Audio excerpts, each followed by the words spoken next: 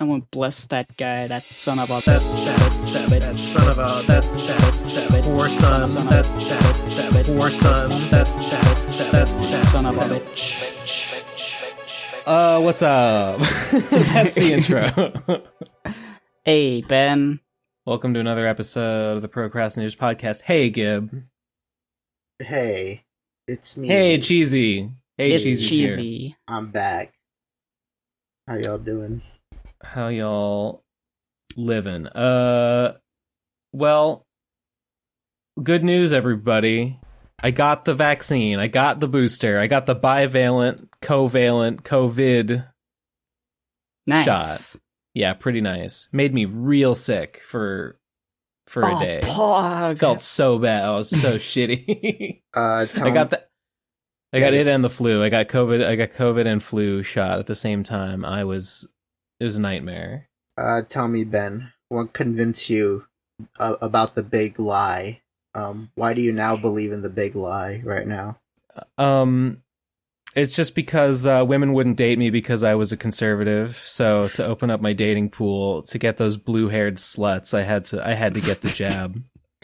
Nice. They had to stick me so I could stick them, if you know what I'm saying. Ha cha cha.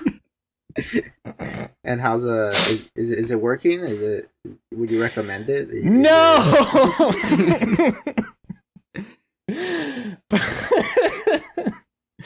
So that knocked me out like 2 days ago. I was tossing and turning. It was fever and chills and body aches all night, and then I woke up and it was mostly okay.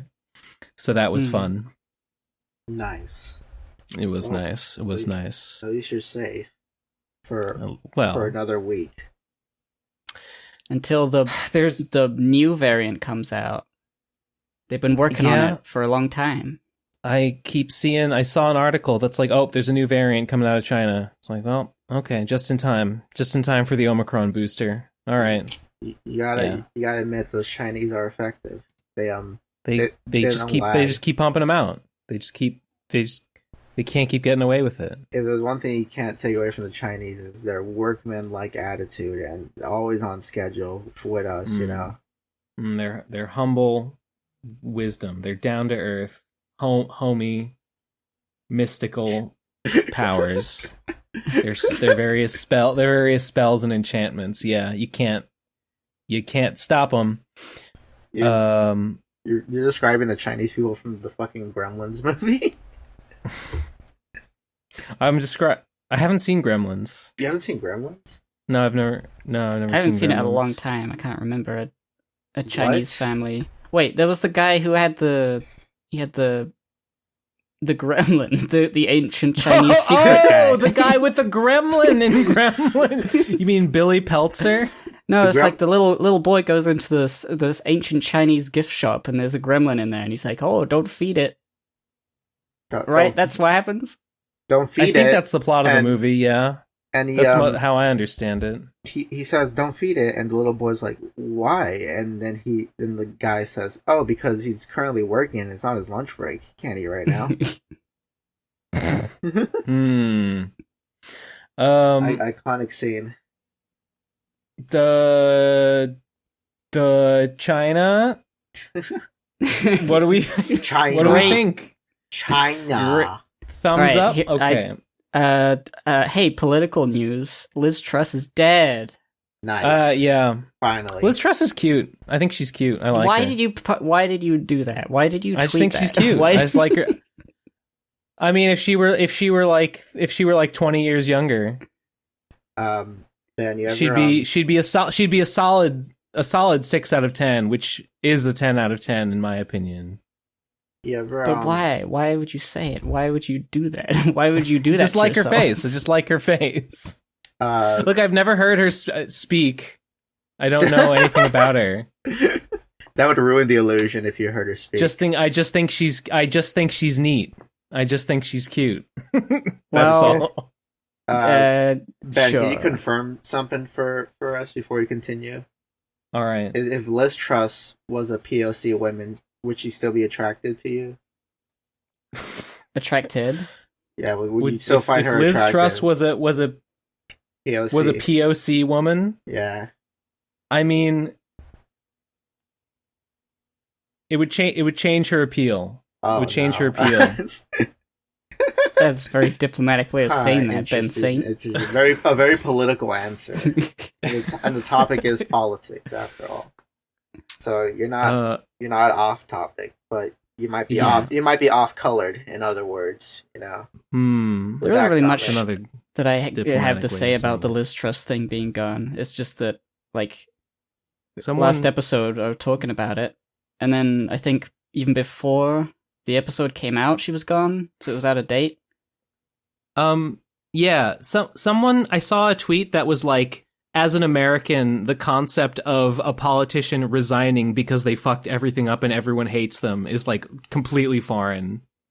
And that's exactly how I feel. Like, wow, she left just because she failed and ruined everything? Like, what a concept. Yeah. Amazing. It's I mean, I don't know why it's different. I think it's like you can resign whenever you want, but like to save your political future, like you can get bullied out by all the other politicians saying, "Yeah, we don't like that." And what future do you have? What political future do you have when you take over the as prime minister, and then you're like, oh fuck, I have to stop being prime minister immediately? Isn't prime minister like the end point? You know, like everyone's trying to be prime minister or something. You know, it's pretty good. Yeah, it's you a pretty get good place big to be money. in. You get big money for it, even after you leave. She saw the view from the top of the world, and she's like, never mind, I don't like it here.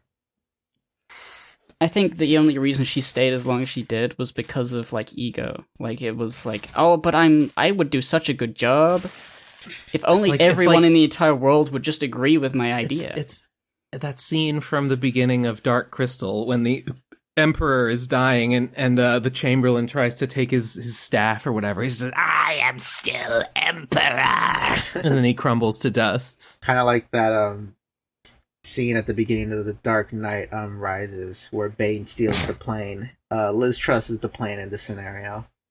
Exactly. Yeah. Exactly right. Because I haven't seen that one, actually. You haven't seen the Bane movie. No, I haven't seen the Bane movie. No, just watch the first 5 minutes, and that's like the best part of the movie. It's just the first 5 minutes. That plane seems iconic. Can't believe they whitewashed Bane. It's okay. So mad. Look, so mad that they erased a POC voice. Yeah, exactly. That's true. Right? I've heard people say that he's like Mexican, right? In the original, or yeah, he I think he is Mexican. Fuck, I remember reading that comic like years ago. You know what Bane's like original like origin story was? I forget. He was born in a prison, and then he I mean that kind of happened in the Dark Knight Rises. He was born in darkness, molded by it. Well, he was kind of. There was like there was like a teddy bear that told him that you should kill Batman, and he's like, oh okay, I'll do that. I'll go murder him right now. I see. And he devised a team of other a very diverse team. There was a guy with a lasso on his team. That was very important. He had a guy with a lasso on his team to confront Batman, because that's amazing. In case Batman he can't get away. He's in ropes. Am I understanding this right? You're telling me that his origin story is that as a child, a teddy bear told him that he should assemble a team to kill Batman. Kinda. I'm giving you a very rough version, but I know at one point his teddy bear told him. Was it the teddy bear from Danganronpa? Yeah, he was a big anime. Was it the teddy bear from Persona 5 or 3? Like all Mexicans, Bane was a really big anime fan, and he modeled his that's why he got all swole, because he saw Goku, and he's like, oh, I gotta get big, and then he's all like, and then Goku he fights strong opponents, and Bane was like, I gotta fight the biggest guys around, and who's bigger than Batman? Superman, yeah, but you gotta start somewhere, Yeah, right. Had sensible goals. If you were to, you gotta take on all the Justice League. You gotta start with Batman first. He is human, after all. And he just a billionaire special with many gadgets. Powers. Yeah, exactly. He just has gadgets. And if you have a guy with a lasso on your team, you can like catch his batarangs in midair. Yeah. Right. Easily. That's the effectiveness. It's like rock paper scissors. Lasso beats batarang. Right. You guys up for a quick little game? I I love games. Okay, I'm gonna post an image filled with colorful characters, and I want to see how many of these characters you can name. Uh-oh. Should we just shout the names out? But one at a time, I suppose. Yeah, just I guess from left to right. It's like a lineup of characters, and if I just want to see how many you can name. I've been asking a lot of people this question. Right, I'll see if I can name one. I'll count how many I can name without naming them. All right, cool. See if you can name this lineup of characters. Can I name this? Yeah, I gotta zoom in. The resolution is a bit shit. 1, 2, If you 3. click, Okay, some of these I've 4, definitely seen 5, before. 6, 7. yeah, from just 8. Wait, 9, these are 10. Marvel. mostly Spider-Man villains, right? Yeah, the Marvel majority. villains. Yeah, majority of them are Spider-Man villains because he's like the most popular. He has the most popular villains, right? Yeah, there's a lot. but There's but it's a wide range of Marvel villains. Like almost all the popular heroes have at least one villain represented in this lineup. Okay, Mysterio. there's the Rhino. There's Doctor Octopus, Kingpin. There's is that just the lizard? Is that Red Skull? Which one? Venom, Doctor Doom, the Green Goblin. Who's that purple guy? Thanos. With the chin? That's Thanos in the back. Is that with the gold Juggernaut armor plate? behind him? Yeah. Juggernaut, yes. Yeah. Magneto. Magneto. Mystique. Yeah. Is it Dark Is that Phoenix Storm? or just Phoenix? You call her. I think you can just call her Phoenix. There's Loki. There's I think- the red is that face Electro? man. Is that in the green? Rhino. Hobgoblin. Yeah, I Wrong. think that's it. No, that's wrong. Hobgoblin's not in this Okay, picture. whatever. There's Mysterio on the left, Uh-huh. and I'm done. That's all the ones I know. the lizard guy in the front. I know he's a Spider-Man villain. I can't remember his name. Is he just the lizard? Is Yeah, he, like, his name is just the Lizard. and Oh, then that Sandman guy with the next to wings him. Guy with the wings is called the Vulture, right? Yeah, the green guy I've on seen the left. him There's before. there's two guys with green wings in this lineup. Yeah. Is Yeah. Doctor Doom. I don't know who that guy right in the back is. I think that might be a Green Lantern guy, but I've never read that. Wait, which one? But right in the back behind Doctor Doom and Venom with the big like weird head thing. That's Where- that's Hela. That's Hela. She's a Thor character. Oh. She was in the third movie. You ever seen the third one? I haven't seen any movies. That's I fine. saw the first two. Only the first two. Or wait, the first I saw the one with Green Goblin and I saw the one with Doc Ock. Who's the Hobbit with a snooker cue right there? That In the one. middle. That He's got is 3D glasses, but they're both blue. that's the Mole Man. Is I've seen him before. he just gonna hit you with a stick? Like most of these guys I have seen before, I just don't know their names. Mole Man's whole gimmick. He was actually the first supervillain the Fantastic Four ever fought, and his whole gimmick is that he could control kaijus. Oh, He had like he was like ugly, and everyone's all like, "Ew, get away from me, ugly!" And he's like, "Okay, I'm gonna run off and live on Monster Island, where he controls he controls a species of like little yellow mole people called the Moloids." And and he doesn't. Those glasses are they're like I think they're the kind of glasses like Inuits would wear, right? Oh, I know what you're talking about. Yeah, The one with slits in them to limit sunlight. Yeah, and that cane, I think he just has that because he's like he just needs a cane because he's like a short he's a short ugly he's a man. little hobbit. A little hunchback. Or Yeah, whatever, exactly. And he's all like, I hate humanity. I gave up my humanity. I live among the kaijus now. And he sends out his army of kaijus to That's destroy the world. truly remarkable. Iconic. Iconic. That's kind of been saying in maybe like 5 years. It's Ben Saint now. Ben Saint Ben now. Saint 3 years ago.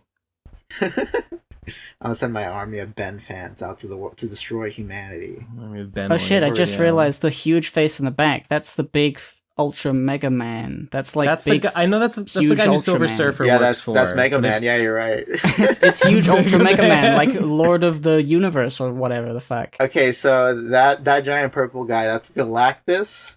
Yes. Galactus. And the guy with the green wings, with the bat green wings, that's Annihilus. And okay, I've never heard of that. And the blue guy in front of him, that's Apocalypse. That's that's the list. I knew family. it. It's not Thanos. Thanos is the purple one with the chin, and he's got both arms out. Oh, like he's grabbing. The blue. Oh no. Who's the one who's just the giant head? That's MODOK. Okay. He's like a One Piece, like giant baby. That's Big Head. His name is Big Head, and the fat guy next to him is Big Body. They're brothers. There's a big guy with a big body? It's not true. Nah. It's not true. Yeah, that's Kingpin. That's Kingpin. Yeah, that's Kingpin. Being trolled. The big body and the big head. They're one half. They're a team. They're a duo. The big face guy looks like that one like sea creature in One Piece that Jinbei befriends. He's just really big and funny looking. Oh, isn't he the guy who could like keep inflating himself, making himself huger and huger? Yeah, he's like a fishman sea creature that is like a balloon fish. I forget his name. The guy with the fishbowl for his head. His name is Go Fish. One Piece fishman, True. big guy. Wadatsumi, that's him. Let me get a picture of Wadatsumi. The guy with the face on fire. His name is because he's on fire all the time. He looks like this guy. He's like a Pokemon. He says his name. Yeah, he does. It's this guy. Oh yeah. This guy kind of looks like the one bear from Animal Crossing. What's his name? The one that everyone says is ugly. Bear? Like gay? And no, not bear and gay, but a bear. Like, it's Animal Crossing, so he's an actual fucking like bear. Oh, yeah, yeah. That's so obvious. I don't know why I thought. Whatever. Oh, that kind of reminds me of the twig from Animal Crossing. Oh, twig is like gay. It's like that femboy bunny. It's funny when people draw the whole like thick Animal Crossing characters when they all just have like oval bodies. No one really has like defining like body types in Animal Crossing. Well, you mean like when they draw like the character's torso is just like the cutesy Animal Crossing shaped torso, but then they have huge thighs and a butt? Yeah, when they give like Anka a fat pussy with a fat butt and a fat tits. But the rest of herself is just sort of like cartoon chibi. Yeah. You gotta give it up to the Japanese. They really like made objectifying women into an art, you know? Hell yeah. Somebody had to do it. Because here in the West, like when we objectify women, it's like, oh, she's got fat tits, fat ass, and she's like a sex slave, and she does anything you want her to do, right?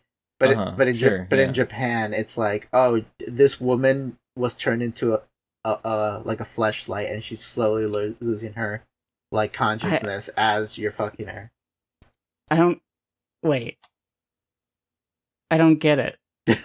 What was your first statement relating to that part? Those sound pretty similar. No, and when one she's like one is based. She's being degraded, and the other one she's literally turning into an object, and like in a way like dying, but in a like almost like existential like abstract way. While I you're don't like that. Yeah, it's horrifying. They like I really get upset when they do the thing where it's like, haha, she's having so much sex, and now let's cut her arms and legs off. Isn't that When do they hot? do Like, that? When the fuck do they do that? They do that sometimes the in hentai is Gurao. like, oh, like get her just so that she's just a torso and then you can fuck it. And I'm like, why would you do that? I don't know. Ben, you ever? I mean, I never see that. I've never. I mean, I can imagine I've it, but like stumbled upon it often enough to know that it is definitely a trope, a trend. I do yeah, not- I've fetish. seen that. I've seen that before too. I It's mean, like- sometimes I it's stumble grotesque. upon some gross stuff. Usually, it's not like that. It's not like gore. Sometimes it's like, oh, I have like attachable legs and arms. I can take them all off, haha, and like there's stumps now. That's my hentai. That happens in Clown Milk, but now no one will know. Oh no! Isn't Clown Milk still available by Yes, it's special order? It's Pre-order? available in pre-order. You can pre-order it right now, gamers. Yeah. The Clown Milk. The Clown Milk is real. Tell us what you've Milk. learned. Tell us what you've learned from your Kickstarter Oh, experience. boy. Yeah, let me out before anyone rushes to point out every little thing that I could have done in retrospect. I already wrote down a list of things. And, All right. and if I didn't list something down, you tell me later as I go through the list of things. But but the most I mean, yes. I'd like to hear your observations. Well, first and foremost, everyone wants me to kill myself. That was mistake number one. Yeah, obviously. Yeah, obviously. I could have told you that. No, mistake. I think number one was promising people $3,000. That was probably a big mistake. The artist, Hang on. 3000. Yeah. When you say, I mean, I would phrase that differently. I would say like the goal is too high. The goal was too high. I do agree. And Yeah. there could have been there should have been a deal about like percentages or like, oh, we'll get you. I mean, the thing is that nothing was like written in stone, and it's all like good faith among like three friends, you know. And Yeah.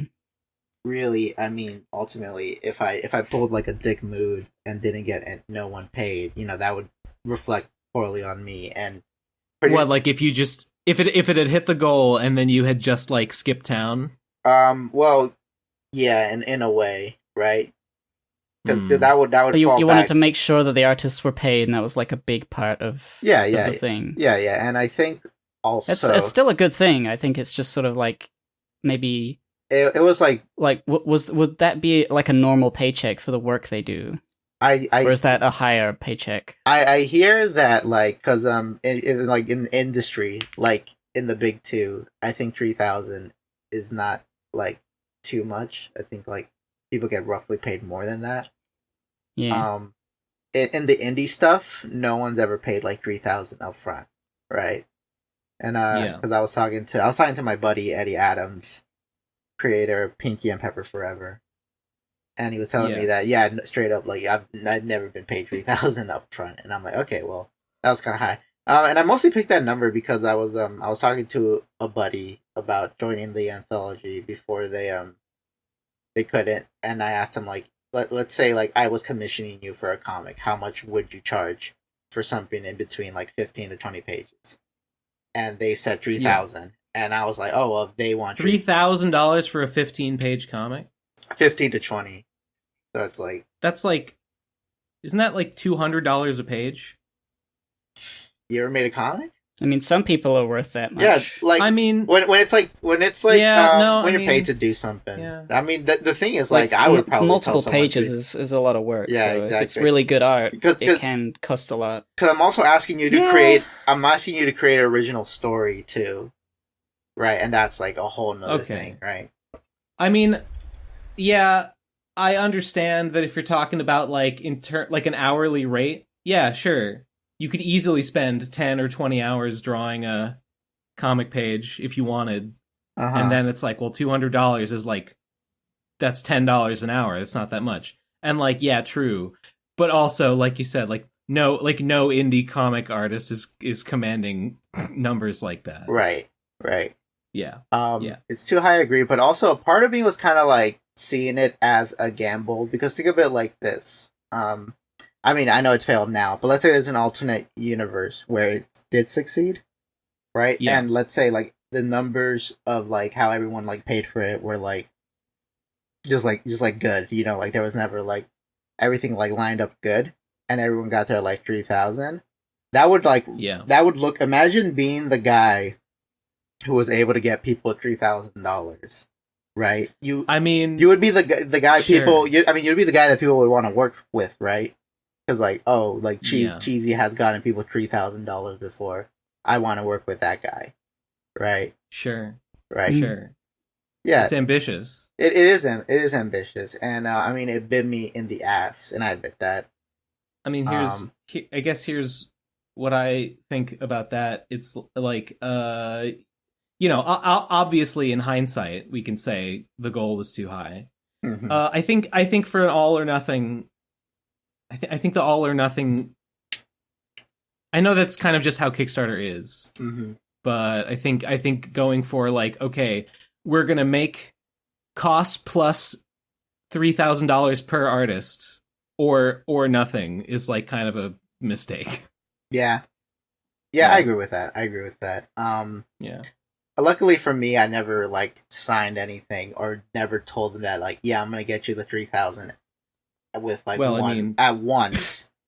You know, they're still gonna get the 3,000. It's just gonna take like a year. What do you mean? What do you mean they're gonna get the 3,000? Just like because I'm gonna be selling the book. Like the book could still be sold. How can you guarantee that those guys will each get $3,000 in sales residuals? Because I'm just gonna sell the book. You can't. What are you talking about? I'm not gonna like How give do you them know? I'm not gonna give the 3,000 at once. I mean, sure. Like if you were to say at one point, the book, like I can't guarantee that the book will continue to sell and that I reach 3,000. Right? Is like what you're saying. Yeah. Okay.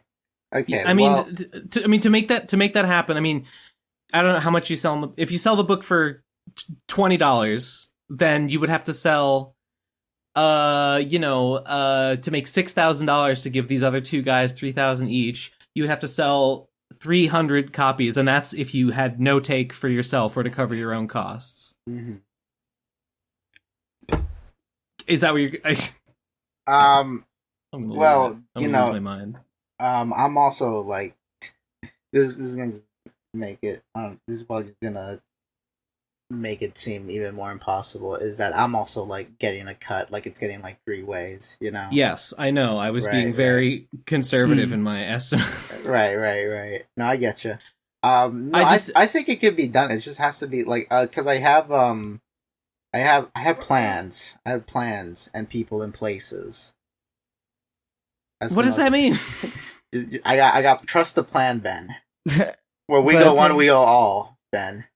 Yeah, I mean, now you're speaking my language. I mean, I respect the dedication, I guess, to pay the artists for the work that they've already done. Right? A part of me doesn't want, like, I hate the idea of like, oh, do you remember when I promised you guys this much? Well, not anymore. It's like, well, are you hang on. Here's what. Are you saying that you told these guys that you would pay them $3,000 if they drew like a 15 to 20 page comic for this anthology? Yes. Why? Because that's what one guy asked for, and I was like, oh, well, to make it fair, everyone should get that amount. I mean, it made sense at the time. No, it didn't. I think it did. I mean, me. How could sense. you? It had to make sense at one point for me to agree to it. Okay, hang on. Okay. So you're saying. What I'm saying. So you're saying that you have an agreement with this guy that you now owe him $3,000 for this comic that he drew for this anthology. Well, both of these guys. Mm-hmm. But okay, I mean, I'm gonna be perfectly honest. Okay. If that's the deal, I think maybe the thing to do is cut and run. I think maybe the thing to do is call it a sunk cost and cut and run. I don't think I could do that. Maybe I could I could potentially. I'm talking to them. So right? So you told this guy you'd get him $3,000, but not but just at some point in the future. Well, not all at once, and like segment. They're getting like once all these pre-orders are done, they're all getting like their part in it. It's not gonna be 3,000, but it's gonna be part of 3,000. So you're just gonna owe them money until you sell enough copies. Until it's all paid. I guess I would have added a stipulation in the original agreement that if the Kickstarter doesn't do it, you have a different arrangement ready. But but I mean, there was never an agreement to like that they would get that. The agreement was that they'll get 3,000. And never said like that they wouldn't get it in parts. Sure, but like there should have been like if the Kickstarter doesn't succeed, you can get like a percentage of the sales of however many we end up selling. Mm-hmm. Boy, I thought that's what's gonna happen. That's what's gonna happen with the pre-orders. They're gonna get a percentage of it. We're gonna like it's gonna be split three ways when. You're now also you're now also owing them like an ultimate like sum. Right. I guess that sucks a little. I hope you get enough orders. I mean, I guess in theory. Well, the thing is, I'm not gonna die when the pre-order deadline is up. I'm not gonna like be murdered unless I am, and this is like the last recording of me. First, I mean, 3,000 seems like a lot. Yes. In theory, I guess if you manage, okay, how much are you planning to sell the books for? 30. Okay, 30. The books are 30 plus shipping and handling. Right. Well, how much? Okay. Just how much was like for one book? How much is the cost to print one book and then ship it to someone that orders it? Just for the one would be like just per book. Last quote. Okay, so I'm not ordering it in bulk, is what you're saying. I'm just ordering one. Well, you would order in bulk. I assume that you are going to print in bulk. The price goes down as you order more. I mean, but you already know that. Yes. Right. So but you're saying that you haven't printed them yet, so you don't know the numbers. No, yeah, I don't know. Can you give me like a rough ballpark? I mean, I'll tell you how many pre-orders we got so far. Sure. Okay, let me see. I'm gonna look at the Google form. Okay, we got 40 pre-orders. I remember one guy canceled and then had to refill out the form. But we have 40 orders so far, right? And if I go to my printer and I type in like how much that's gonna be. We'll put a link in the description for anyone that pledged to the Kickstarter or who wants to get the book. By the because you had like 100 and something pledges, right? We had to the Kickstarter. We had like, I'm gonna check that too, because I want to say I think it was like under 70. Was it over 100? Okay. Yeah. Maybe it was $100. So. No, it wouldn't have been that. I didn't. It was $100. It's yeah, $100. Kickstarter is $100. Why did it just fail? It was only $100. If all my friends just donated $1. Okay, I'm getting the quote right now. Okay, no, it was 91 backers. So if I order 40 books, that's gonna be around like 264. Okay, so that's what like I'm so and stupid. I'm like $6 a piece to print. $5.15. Okay, and so let's just call it $5. And what about shipping? What about shipping? What's the cost to ship domestically inside the U.S.? I mean, it's got to be pretty low, right? Because it's $5. All right, let's say $10. Let's just say $10 printing and shipping. Okay. So out of that $30, $10 goes to cover costs. So you got $20 profit left over, and then splitting it. I mean, let's assuming that you don't take any additional cut other than what covers the cost of printing. Let's say that's $10 a piece to each of these other guys. Mm-hmm. So you've got to sell 300. So 300 copies will make the 3K that you owe these two guys. And I guess if you could do that, then thereafter you own the anthology, and you don't have to pay any additional costs. You could like continue to sell it, right? A part of me like, because the thing is, they still own the rights to their story. Why? Because they made the story. I'm gonna lose my mind. You pay them $3,000 and you don't even get the rights? Oh, it's just for their work. Oh my god. The thing is, like, none of this is under a fucking contract, so I don't gotta like pay them right the fuck away, you know. I just think it's all really like, what's the word? Like a verbal promise, a verbal contract, a verbal agreement, yeah. Yeah. And like, I don't have to pay them all at once. Listen, let me ask you. Okay. Let's say a year from now. From now, you've sold 300 copies. You've paid each of these guys the 3K that you said you would pay them for their work. Mm-hmm. And then you're like, okay, cool, done. I've paid down Tom Nook for my house. You know, my debt is covered. Then the next day, you go to a con and you sell some more copies. You sell some more copies of Clown Milk. What do you do with the profits? I mean, if I haven't like bought the stories off of them, I would split it like 3 ways with them still. That just seems like you're really getting screwed here. Sure, but I'm not too worried about it because I have my own comics. You should be worried about it. You should be worried about getting screwed. I think I mean, I don't know what to say. I feel fine. Gib, I wouldn't. I mean, okay, I'll tell you this: if I were to do this all over again, I wouldn't set up these parameters. I mean, sure.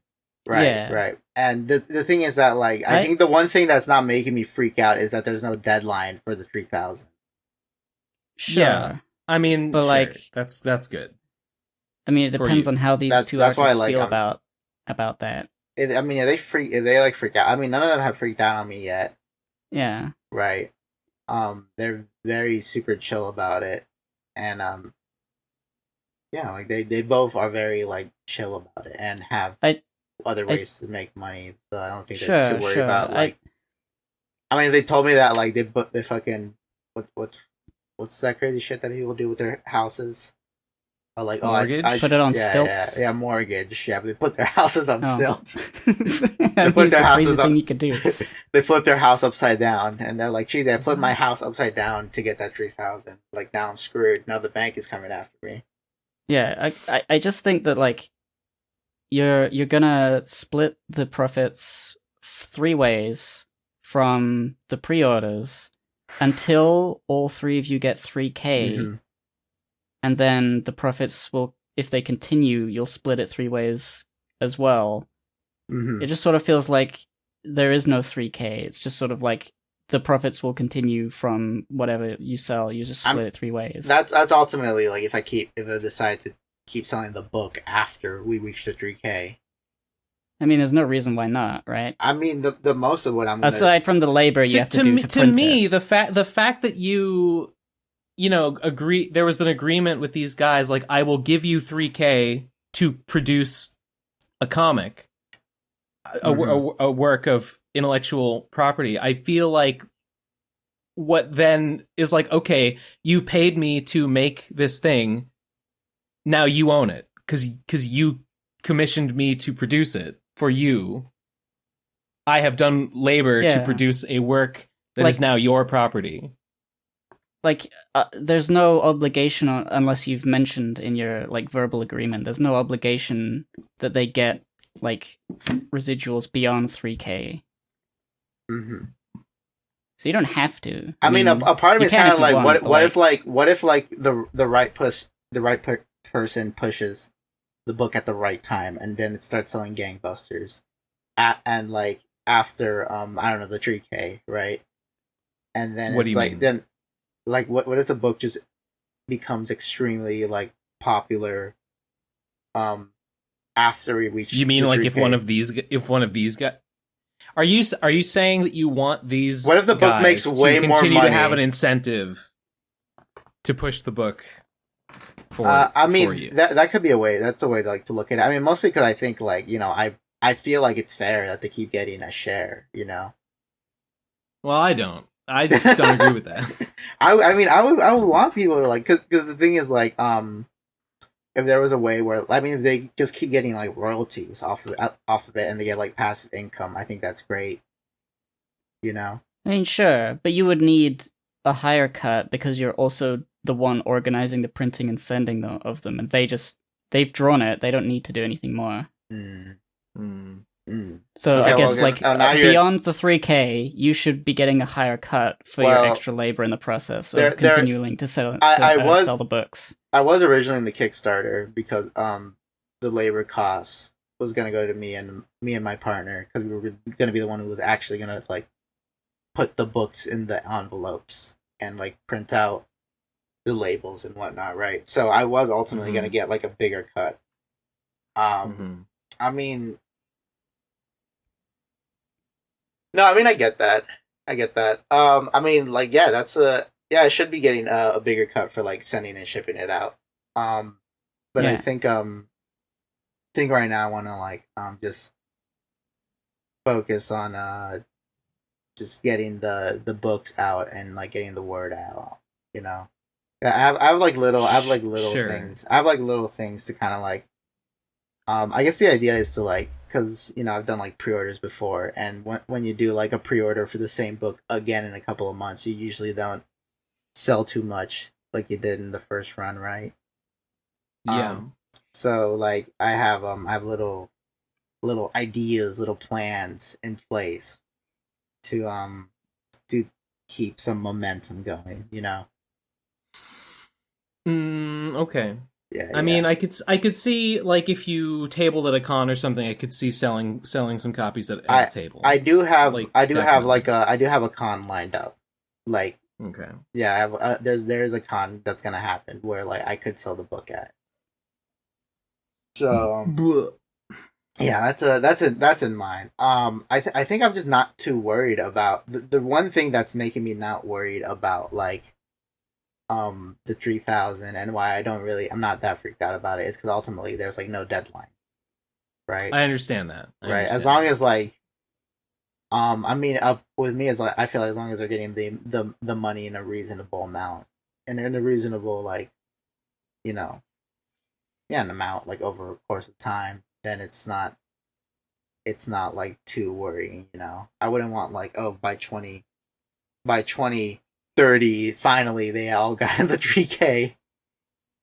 I wouldn't want that, but like I feel like it could be possible by next year. I feel like it could be. Like, I really do have that much faith that by next year they will all get their money that was originally promised. What if you just don't sell that many books? I mean, I'll just find other ways to pay them. Like out of pocket? Yeah. Here's this is you're the one shouldering all the risk here. I mean, I'd hate in this situation. You're the one shouldering.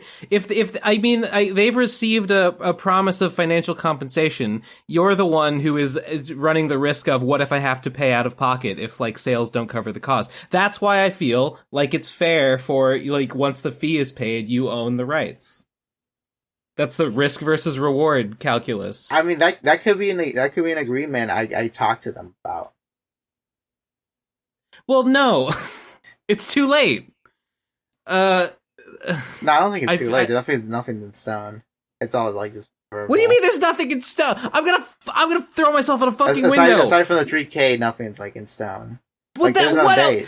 What do you mean aside from the 3K? That's the whole deal. I'm so mad. I don't get why you're mad. I'm the one who's got to give them anything. Why are you mad? I'm the one who's got to pay them 3K. Each. I just don't. Why are you mad? I just don't understand. Ben, why I are just you don't mad? understand. I just don't understand. Okay, well, I just don't understand what's going on here, and it makes me angry when I don't understand things. All right. Okay. All right. Well, okay. I guess on the one hand, they do run the risk of like, okay, this guy wants me to draw a comic. I'm drawing this comic with an agreement of future payment, and there's a chance that this guy will never come through, and I will not ever be paid for it. That is a risk. So on their end. On your end, if you are committed to following through and paying the $3,000 that was agreed to, then the risk is all on you. Like, what if the book doesn't sell and I have to cover it myself? So on that end, it's like, well, there should be some reward on your end for risking that. I agree with that. I mean, I'll talk. I mean, that's a fair point. I'll bring that up to them. But I'm just saying, at this point, it seems too late to call. Like, if you said, "Hey, man, what are they? Galactabe and who's the other one? Super Spell. Super Spell and Galactabe. If you call them up, you ring them up on the telephone and you say, "Hey, Galactabe, Super Spell." So I know I said that there was an agreement of $3,000 in exchange for work. You have done the work. Now I owe you the $3,000. Now, hey, what if instead of you continuing to receive residuals, what if instead of that, we didn't do that? I don't know. Like, what are their expectations? Do they have expectations? Do they know what's going on? Yeah, they know what's going on. Like, I keep them updated on everything I tell them. Do they expect to continue to receive residuals into the indefinite future? No, I haven't told them that part exactly. I mean, I'll say that much. I haven't told them that part. But okay. So they don't expect anything in addition to the $3,000. Mm-hmm. So why would you give them any more than that? I mean, I just because nice person. I mean, nice person. Yeah. I'm a nice person. I'm a nice person. Shut the fuck up. I'm just. I mean, I don't know. There's being a nice person, and then there's just shooting yourself in the foot. I don't know. I just feel like there's no. You know, this is a business arrangement that you entered into here, and so I feel like it's everyone it's kind of everyone's individual responsibility to maximize their own profit. And if you're like, well, okay, the expectation was that I would only pay them $3,000, but I can meet that and then I can choose to exceed that if I want to. I mean, that's just charity. It's just paying for their cut, like, you know. For, like, you know, the 3,000 was their cut. No, the agreed upon $3,000 was their cut. You'd be paying extra money. Anything in addition to that is literally just you giving them money for free. Well, that's royalties. No, it's not royalties. Royalties are agreed upon.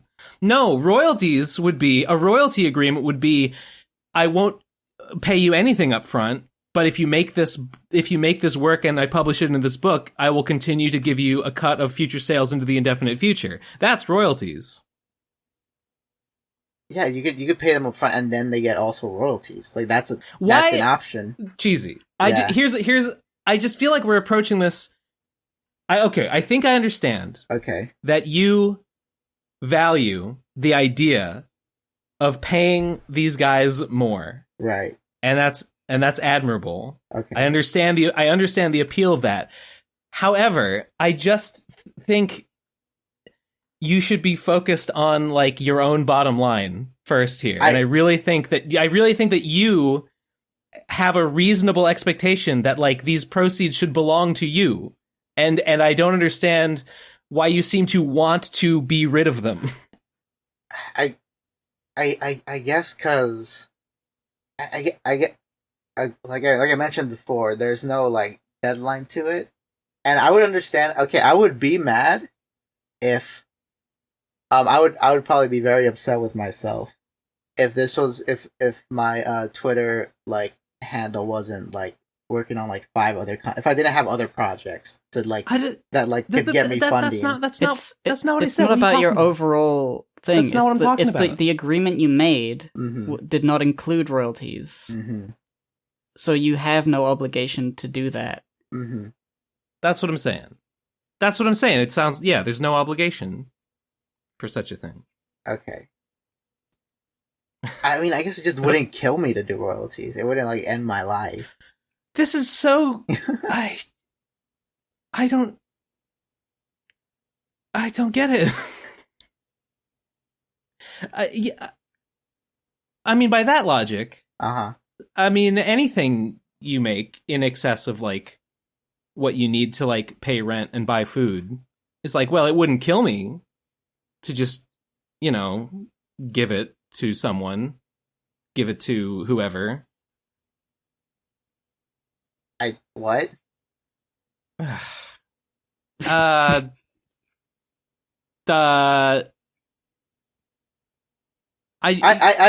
think give help, please. I think ultimately, I don't know. There's nothing else I could say. I don't know. I think ultimately the goodwill I get off of that is going to be more valuable to me.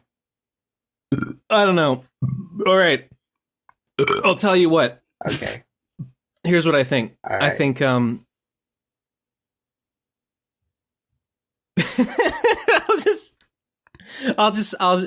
I think if I'm one of these guys and I'm like, I agreed to do this work in exchange for $3,000 to be paid in the indefinite future, and then maybe a year or whatever from now, I receive the $3,000, and I'm like, yes, and then the guy who gave me the $3,000 is like, hey, by the way, I'm gonna give you even more. I'm just gonna keep giving you even more than that, like I don't know. To me, that doesn't earn you any goodwill. That just makes you look like a sucker. Like you wouldn't. What do you I would appreciate the money, and I would shake my head and think, what a sap. Why is this guy still paying me? I mean, I'll take it, but I don't respect it. That's just me, though. You don't think so? Gib, do you feel that? Would you think Gib, if I kept giving you money after like a comic, like would you think I'm some sort of fucking sap? I don't know if I would put 100%. it like that. I think when it comes to like respect and goodwill, honoring an agreement is like that's good. Yeah. Like if you eventually get these people the 3K, they should be happy with you honoring the agreement you had. Extra money is just sort of like, cool. Like I wouldn't really. I don't know whether it would be like, oh my god, Cheesy's so cool. I mean, you are for giving me free money, but like, I think on some level, repeat work would feel more right. Like, oh, Cheesy follows through on promises. They get you the money they promise you. So I'll work for them again. The extra money, I don't think is like a necessary part of that. Maybe it's nice. Maybe if there was like if a network executive calls you up on the phone one day and he's chopping a cigar and he says, "Hey, I got to get this CheesyManfredo guy on the phone. We got to make a Clown Milk Netflix adaptation. We got to get him." If that happens, then and you make $1 million and you receive a residual, and you receive $1 million in your bank account, then I could maybe be like, you call up these guys and you're like, "Hey guys, I just got like a huge windfall from this work, and like as a token of goodwill, I'm going to give you each like $10,000 or something. Here you go. God bless." Like something like that, I think would be understandable. I just wouldn't feel good about you like selling yourself short in a sense. I feel like you're selling yourself short. You should like if it's not in the agreement, like you shouldn't feel the need to do extra. Yeah. Just do what you said you would do. And that should be enough. That will be enough. Well, I mean, wasn't the whole point? I'm sorry. It wasn't kind of the whole goal with the $3,000. Didn't you want to give yourself like 3 months to take off of work so that you could just draw instead of working? Right. So, yeah. I mean, there you go. Money is time. So you should want to hoard as much of it as you can to use on doing the things you want to do. There you go. That's it. I mean, I don't say I'm not like I'm just not freaked out about it. It doesn't. I don't know. It doesn't. It doesn't because ultimately, I mean, these guys are like my friends too. And if I could like, I understand. Like, would you not want your friends to have more money? Like, I don't.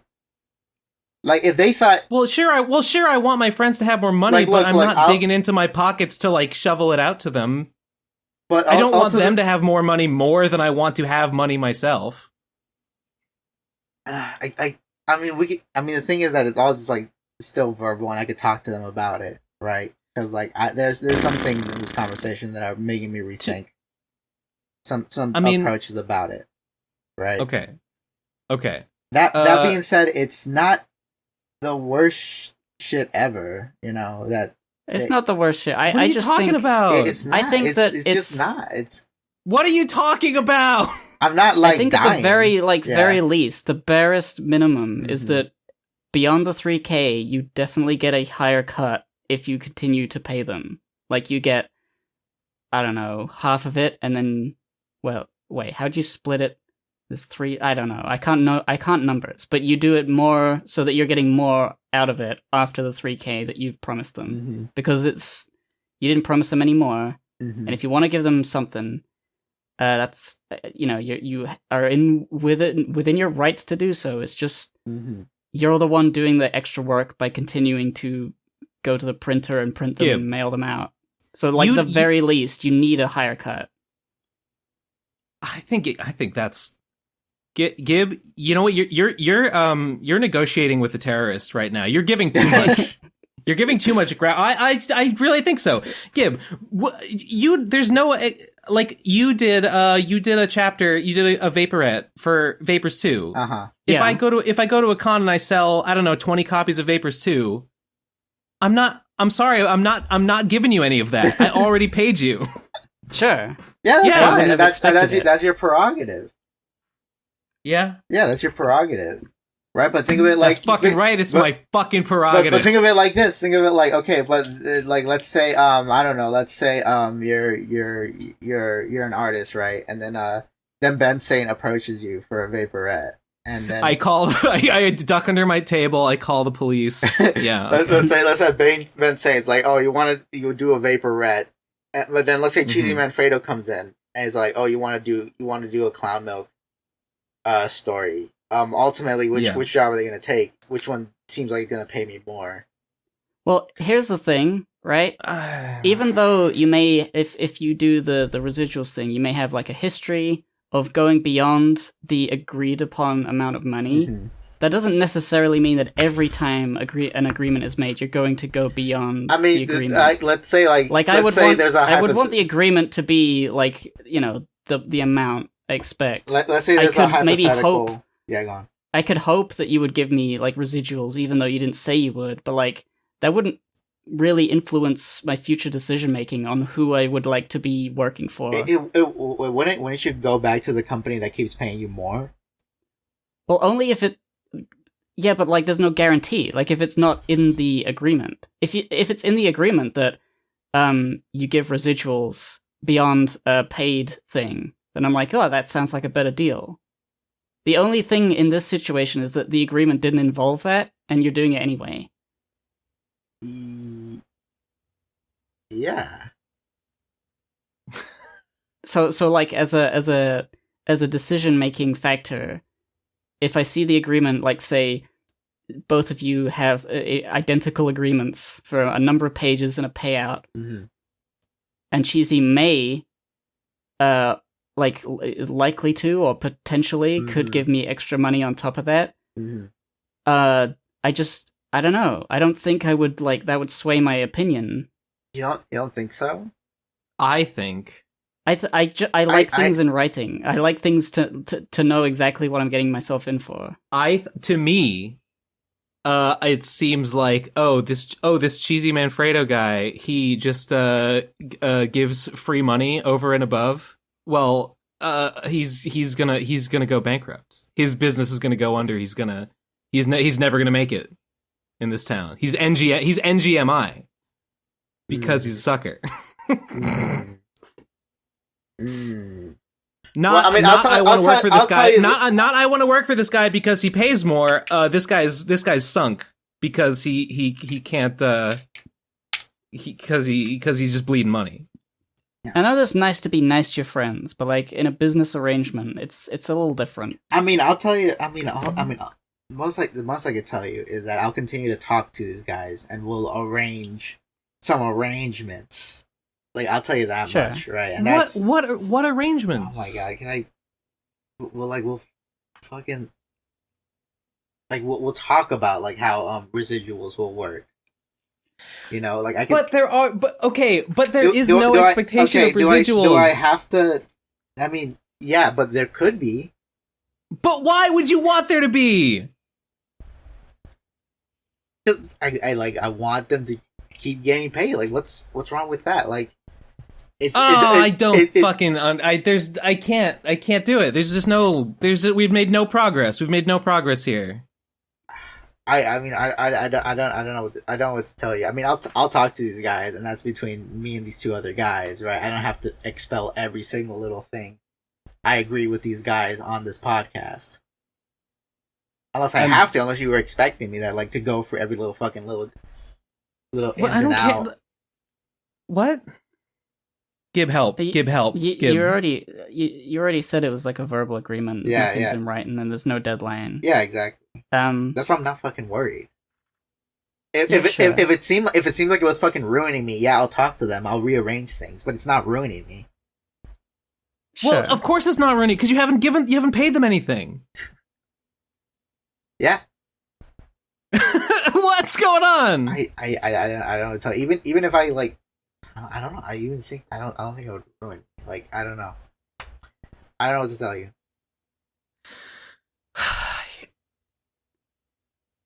Ben Saint breaks down on the idea of not looking out for number one. Ben, fucking Ben Cell break seeds at the idea of you're Cheesy. You're NGMI. Okay. I'm sorry, but you're NGMI. Okay. That's my takeaway. Okay. Well, I'll MGMI here. Let me. Right. I have no power to compel you to do anything. I don't know. What's the?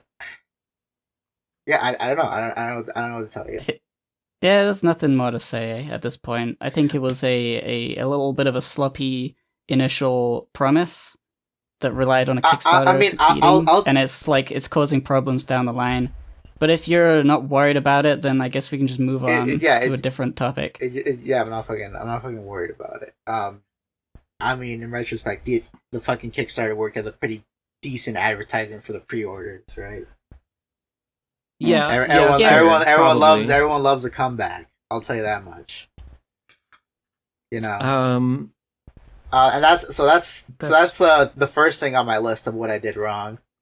Wait, okay. I have to pee. I'll be right back. I do want to hear the rest of the list, but I gotta pee. I also gotta pee. I'll be back. All right, okay. I'm back. Yay! What's up, gamers? You sound excited to hear from me? All right, are we on to item number 2? Gibb's not back yet. Oh, where'd she go? She went to the, what do they call it there? She went to the loo. Oh. She went to the crapper. Good.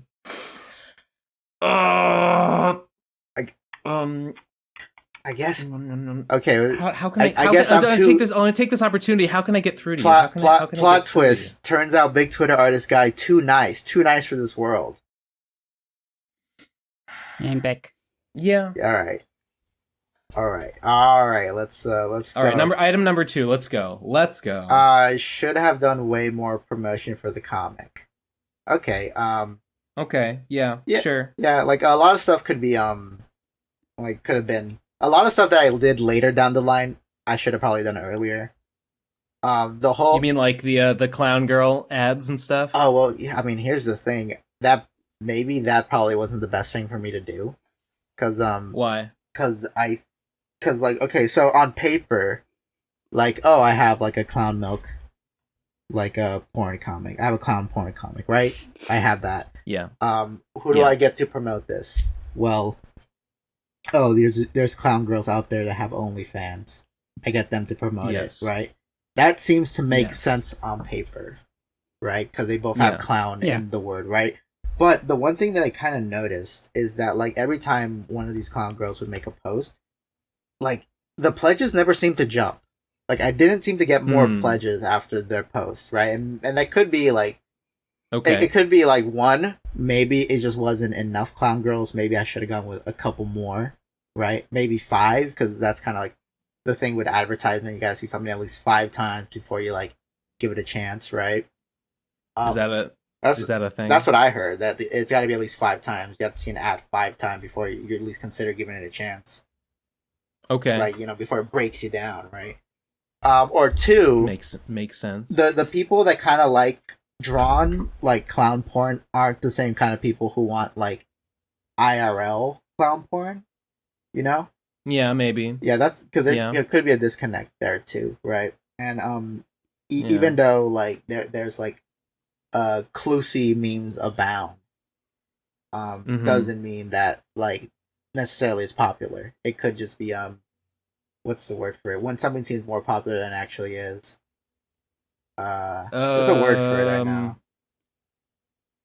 I'm not sure, but yeah, basically. So like the fact that a paper tiger clown, paper tiger, because I remember like a couple podcasts ago, you mentioned something about it seems like the clown girl stuff is popular right now, but that could just be because I follow CheesyManfredo and he's the one mostly retweeting it, right?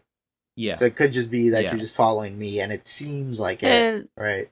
It could have been. I feel like there was that Ace Attorney character that just blew up, and I saw everywhere. Mm-hmm. Yeah. Yes. Yeah, it could be. It could be that, or it just could be that maybe just people just didn't. Maybe it seemed like the people just didn't like gel well with like my art style. I know, like I had someone tell me that they didn't like my art style for when it comes to porn.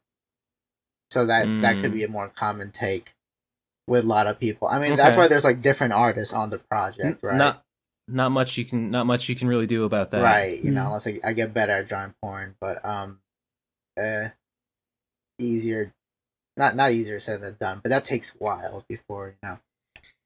So what's the takeaway? If you did it again, would you not do any clown girl ads? Would you do more clown girl ads? I think what I noticed is that because later in the middle of the Kickstarter, I had the idea of like there was like a handful of people.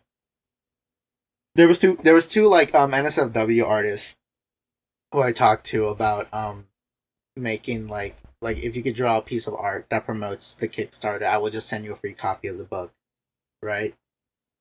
Mm-hmm. And I noticed that when they drew their pictures, there was like a boost in pledges, right? Which makes me think that it's the audience that like enjoys like cartoon porn is more close to what I'm hitting than the audience that enjoys like IRL clown girls, right? Yes. So I probably makes sense to me. Yeah, I probably would have gone more that route. I would have probably talked to way more like NSFW artists about doing promotion for it, right? Yeah.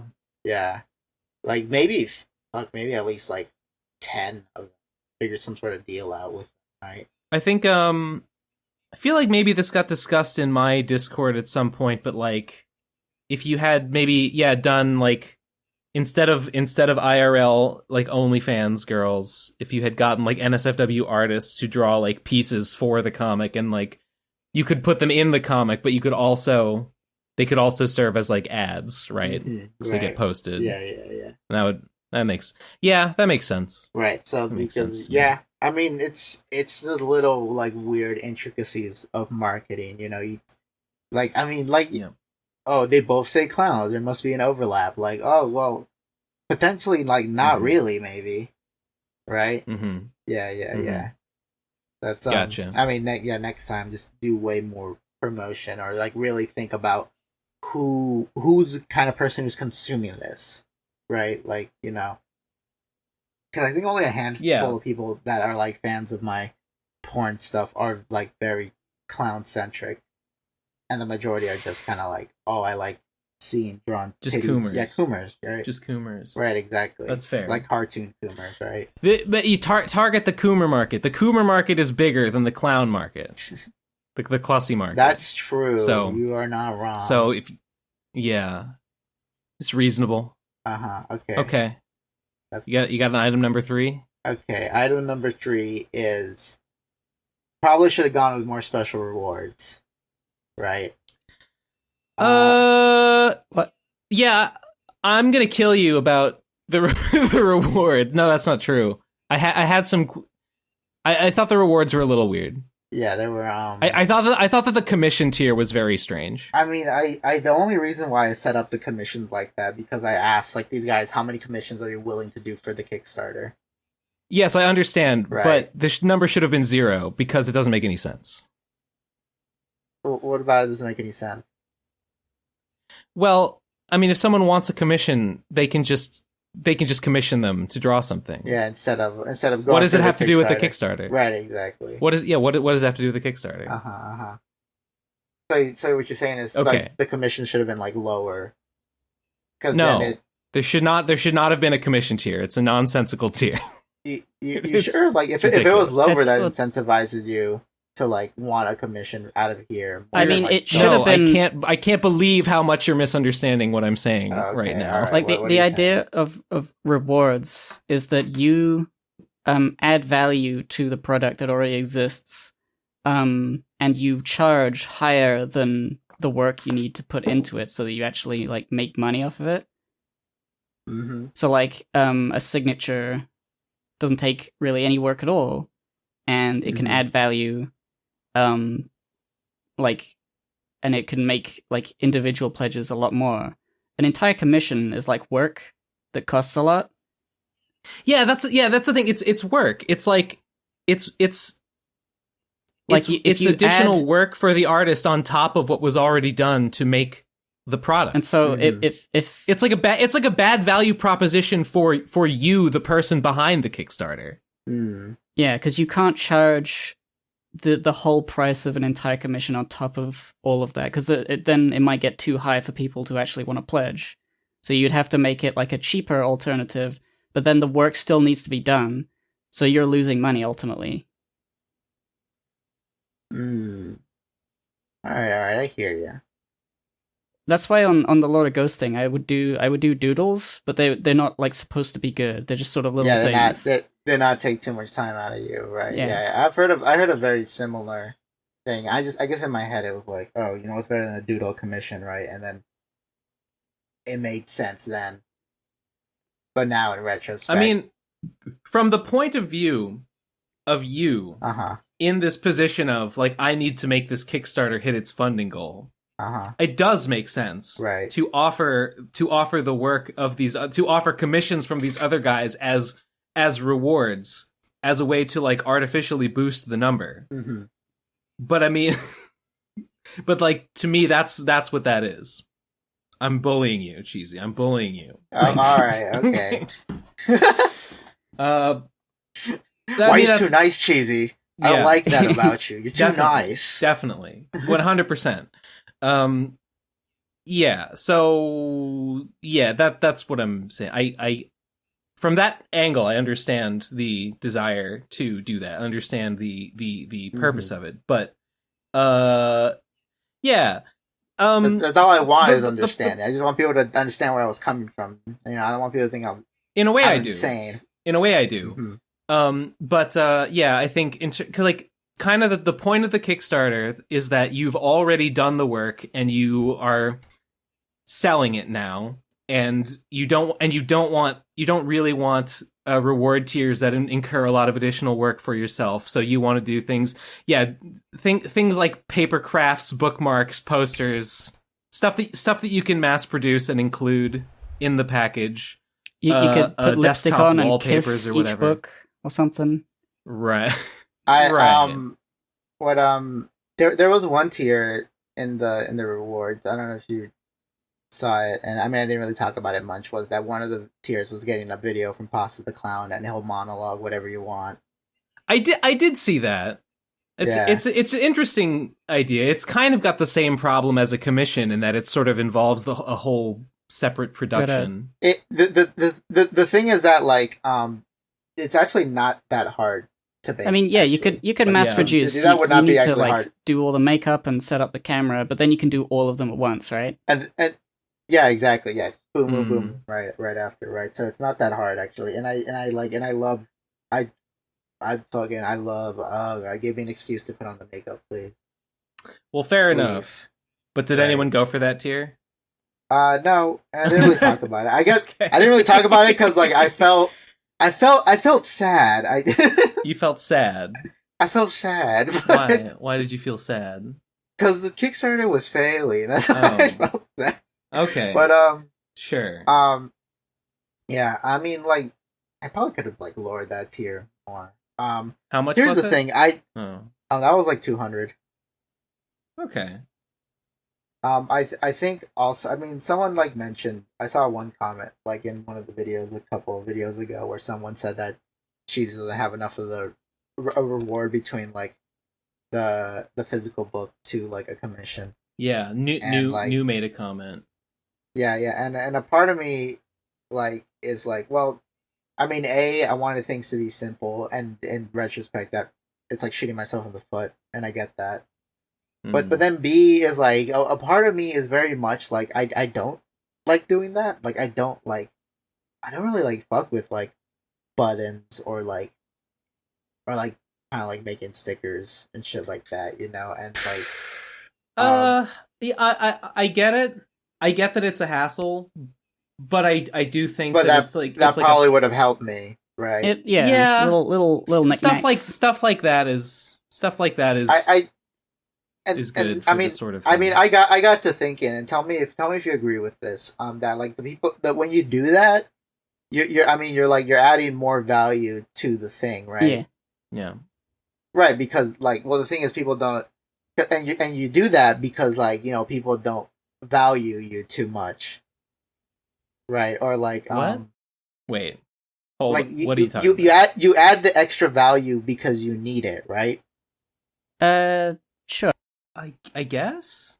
Right, because that implies that they don't value you too much, right? Because if you need to add the extra value, they don't value you too much. I think it's just a little extra because like people did buy my comic without the pin because it's like they wanted the comic.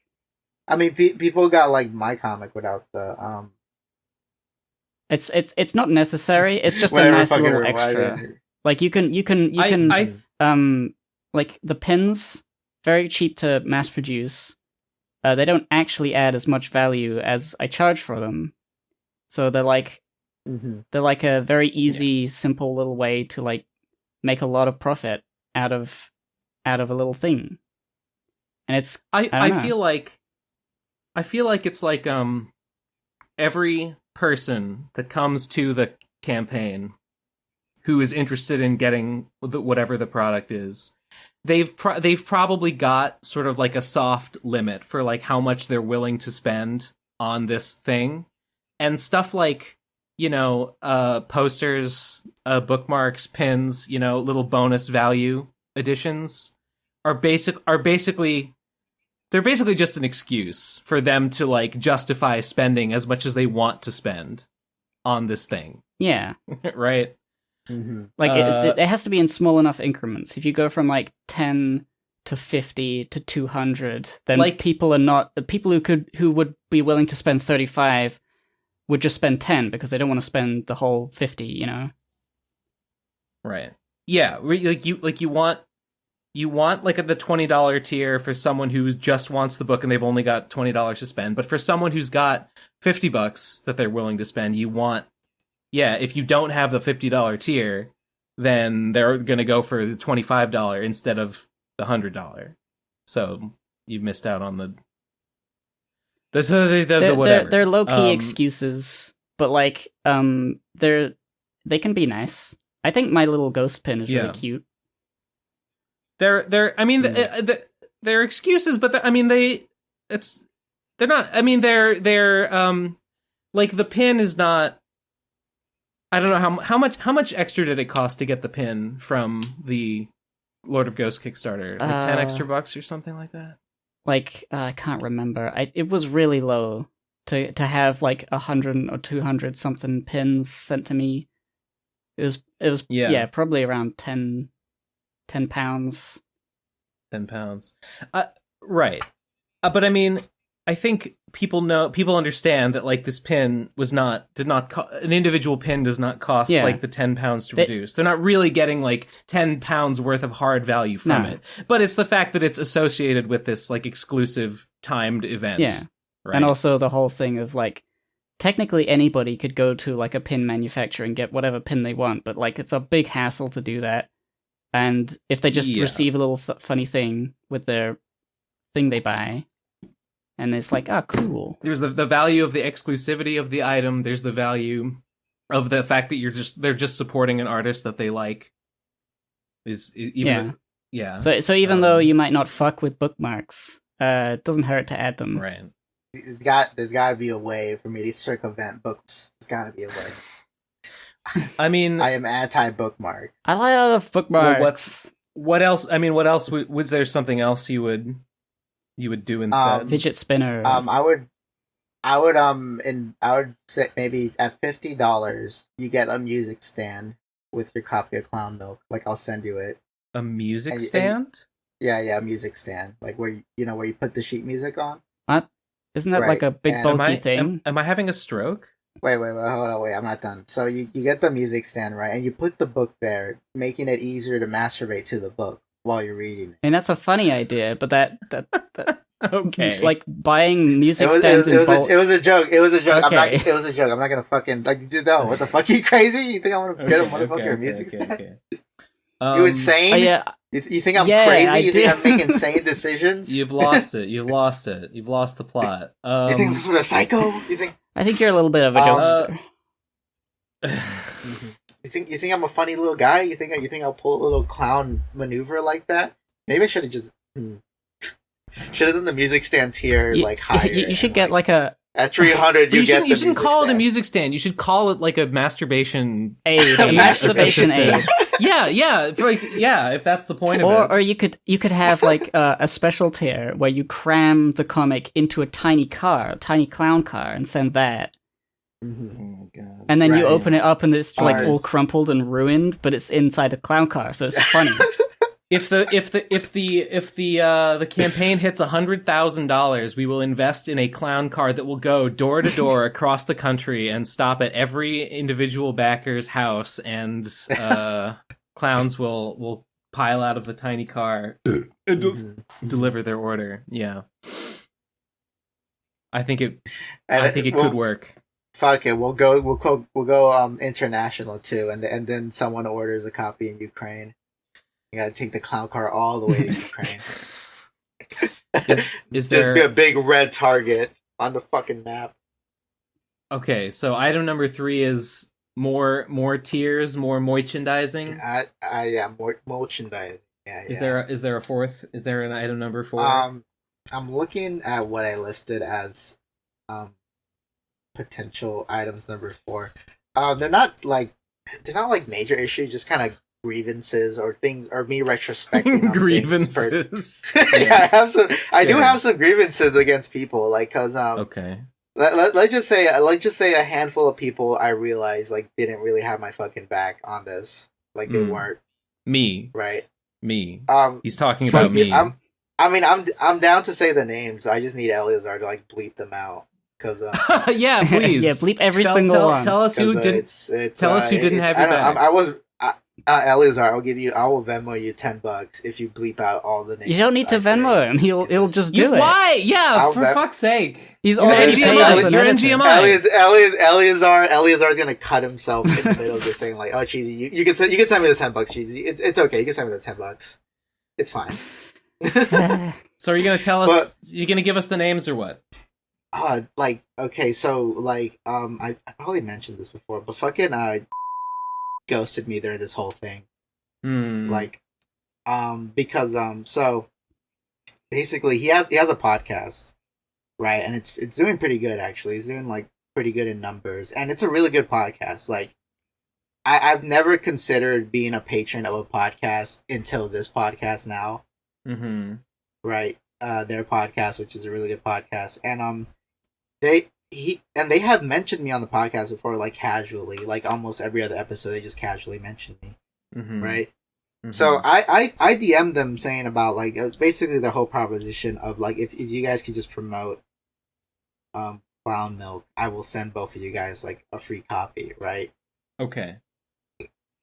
And he just didn't reply back to that email, right? Yeah. And then I DM him on like Twitter like a week later, right? And about like, hey, did you get my email? And he's all like, oh, we got a lot of emails. Well, which one was yours? And I reiterated the offer to him, and he just didn't say anything to it, right? Yeah. And then like another week later, I tell him like, look, dude, the Kickstarter's not doing so well. Could you at least like retweet it? Mm-hmm. And he just didn't reply to that, and I don't know why. I don't know why. And this might just be paranoid, but it feels like they're not like casually like mentioning me anymore on the podcast, right? And I don't know what sounded the like deal is. this is not a good value proposition for them. I mean, if he told me that because I did offer him money. Like, do you think you need to get paid for this? Because like I'd be down, just like maybe buy some number.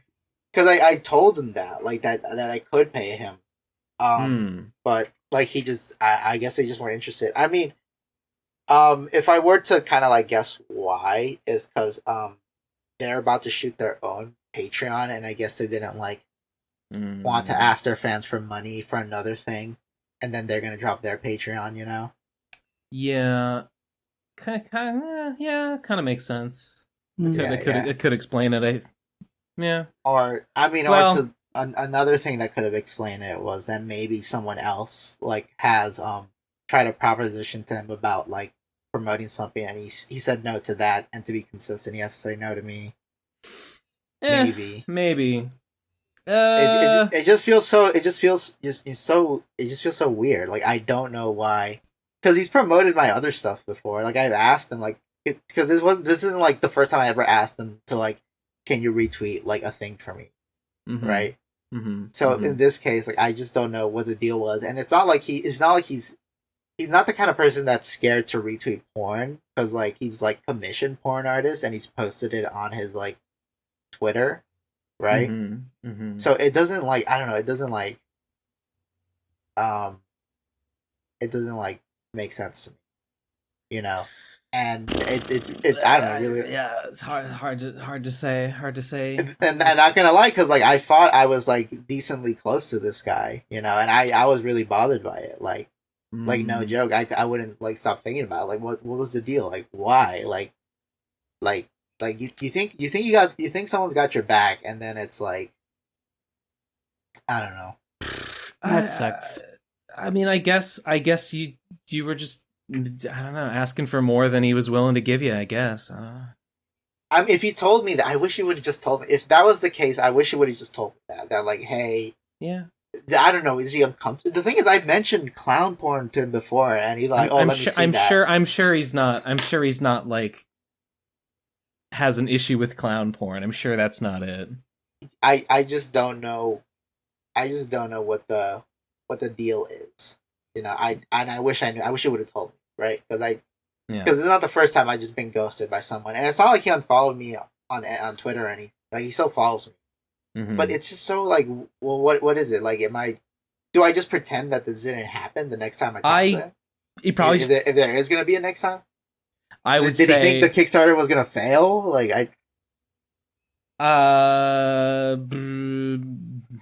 Gib, help. I don't know. I mean, I guess there's technically room for him to just have not noticed every single time. That could be it. Yeah. You should mention it to him at least, so you know for sure if you want to talk to him again about it. Oh yeah, I'll mention I feel like I'll mention it when I'm in a better headspace about it. I think you should. I think you should probably assume that he did see it and just didn't feel like it. And then I'll just I don't know. Part of me just feels kind of weird pretending it didn't happen. You know.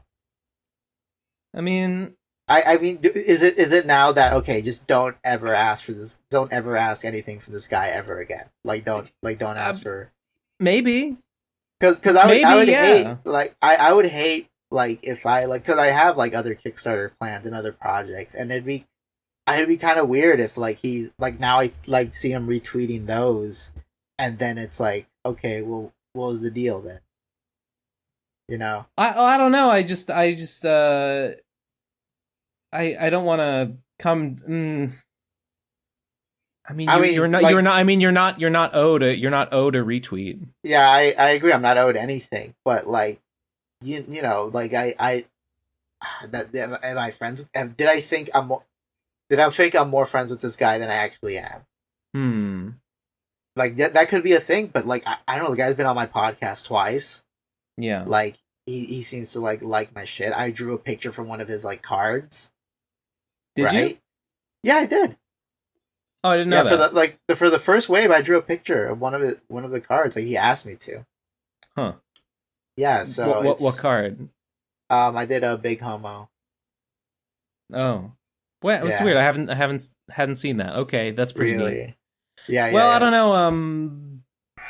I don't know. Maybe he just he just wasn't a fan of the project for one reason or another, and who knows. Mm-hmm. Maybe he has beef with the two other artists that I have on it. I don't know. I don't know. Could be. There's something I'm kind of realizing more and more about myself, and this should have been more obvious. Is that it's not normal for people to go into other people's DMs and ask for retweets. That's not a normal thing, apparently. Because I think more people are scared about doing it. It's a very scary thing for people to do. It's not normal, but I mean, it's not really normal to be a content creator with a product to market. Yeah. If you are that, then I don't think it's particularly shameful or problematic to do that. I think it's I guess because in the back of my head, and I guess not everyone sees it this way, and I still don't get why no one still sees it this way, is that retweeting something does not take anything away from you. Yeah. Ultimately, but it feels like people think it does. They lose a little bit. Either their finger breaks pressing the retweet button, or they lose a bit of their soul. You retweet a lot. Yeah, I do retweet a lot. Right. I think. Well, I mean, I think if a Twitter feed is content, then you want to retweet. The fewer things you retweet, the more spotlight you put on each individual thing. True, but I still gotten my personal stuff blown up outside of the constant retweeting, right? Yeah, and the thing is I feel like people will still see the same number of tweets even if you didn't retweet so much. Maybe. I haven't seen an argument against that. I think there's an argument to be made that every retweet you do sort of takes a little bit of value away from all your other retweets. If someone actually brought it down to me and told me this is the deal, this is how many retweets, and I don't think Twitter is ever gonna say that, because it's the thing about they don't want someone to perfectly game the system. Right?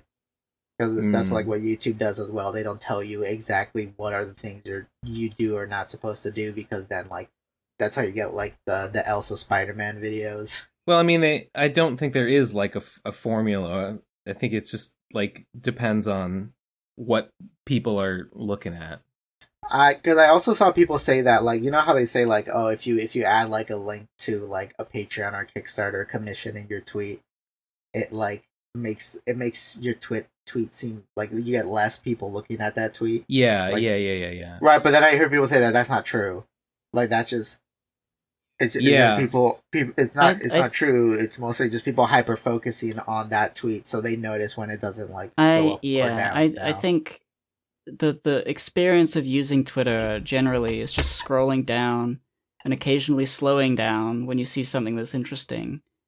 And so, the amount of retweets it only really becomes like apparent when you're on that person's page, but most people don't go to a person's page. They just go to like Twitter home and they scroll down. Hmm. I feel like most people they go to media tab first if they click on your page. Yeah, No. if you make like Not- drawings. Yeah. Yeah, yeah. That is always kind of a thing where it's like, oh, this artist made this really good thing. I want to see what else they do. I click on their thing. It's like 90% retweets of like memes. I'm like, okay, I go to the media tab and it's also got memes in it. And I'm like, I just want to see Yeah. what they do. That is a frustrating thing. Yeah, if you're an artist with a Twitter, I can understand why you might have like an art account and then like a personal account. Because like, yeah, if you want to see someone's art and you go to their Twitter and you don't see the art, it's like, well, what's the point? It's a balance to No. strike. I don't think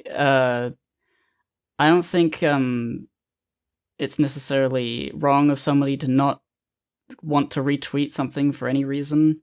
I just think it should be more normal to say no, I don't want to do that, instead of ghosting, instead of saying nothing, just saying nah, I don't want to clutter my page up with that. Like that should be more normal.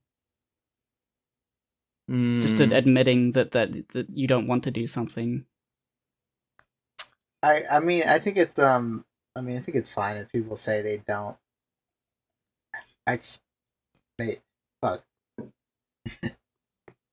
My body's stopping me from saying, like, I think it's fine if people say no to a retweet.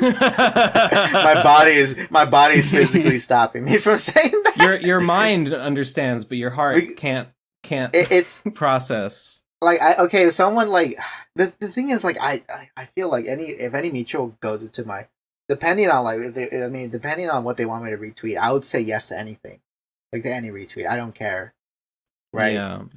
Fuck, I'll retweet, like, there's people who are like former mutuals who don't fuck with me and don't like me, but I still retweet like their stuff, specifically like Why? commission sheets, because like they need money, like shit.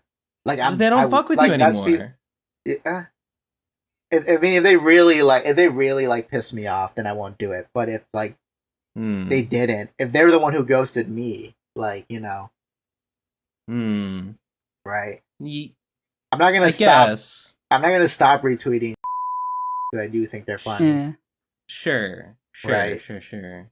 I mean, I usually I get that. I never really think to like go to somebody individually and say, "Hey, could you retweet this thing?" I usually just post and hope that it gains traction naturally, because I'd rather not converse with people. I would do that. I would maybe do that if like. I would do that if I was like doing a Kickstarter or something. I would maybe reach out to like people who I know on Twitter and be like, "Hey, I'm doing this thing. Like, if you would."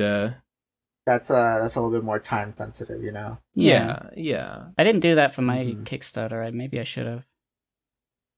It's the thing is, it really doesn't take anything out of people. I was in this one Discord server, and one of the people that runs that Discord server like posted like 2 pieces of art in one day, and they asked a more popular person there if they could retweet. They asked them to retweet the first one, and then when they posted the second one, they asked if they could retweet the second one too.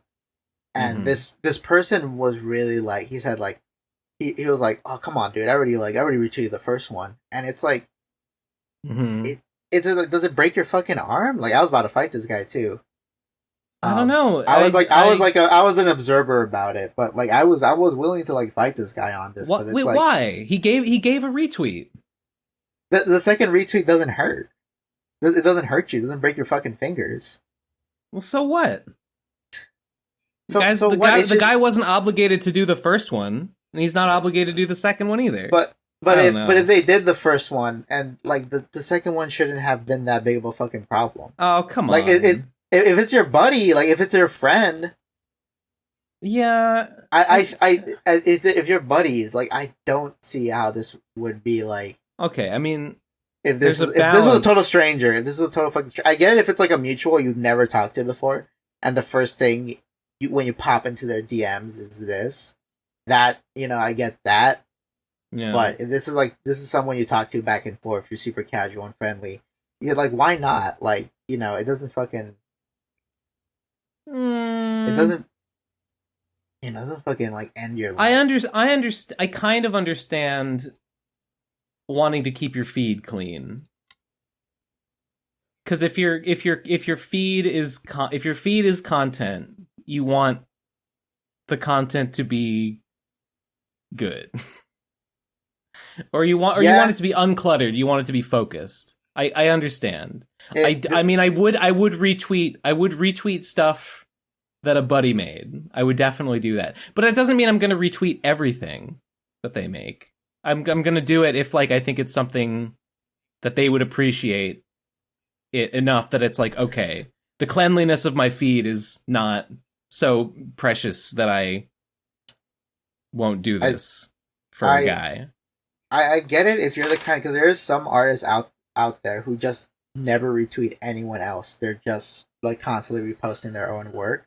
Yeah. I get that, because there's no point in asking those people to retweet something because they just don't. Yeah. Right? Yeah. But if you're not that kind of person and you are the thing is if you're willing to retweet a picture of someone who you're just a fan of, right? Mm-hmm. I feel like you should the offer for the retweet is you should be more inclined because it's the buddy, I mean, sure. Yeah. If a buddy, remember when Nate wouldn't post the newest PCP on his channel, even though he got our channel hacked. Remember that, Gib? Yeah. Where did we end up putting it? That was real. I think Trixie might have put it on her channel. I think, or something. Yeah, I don't remember.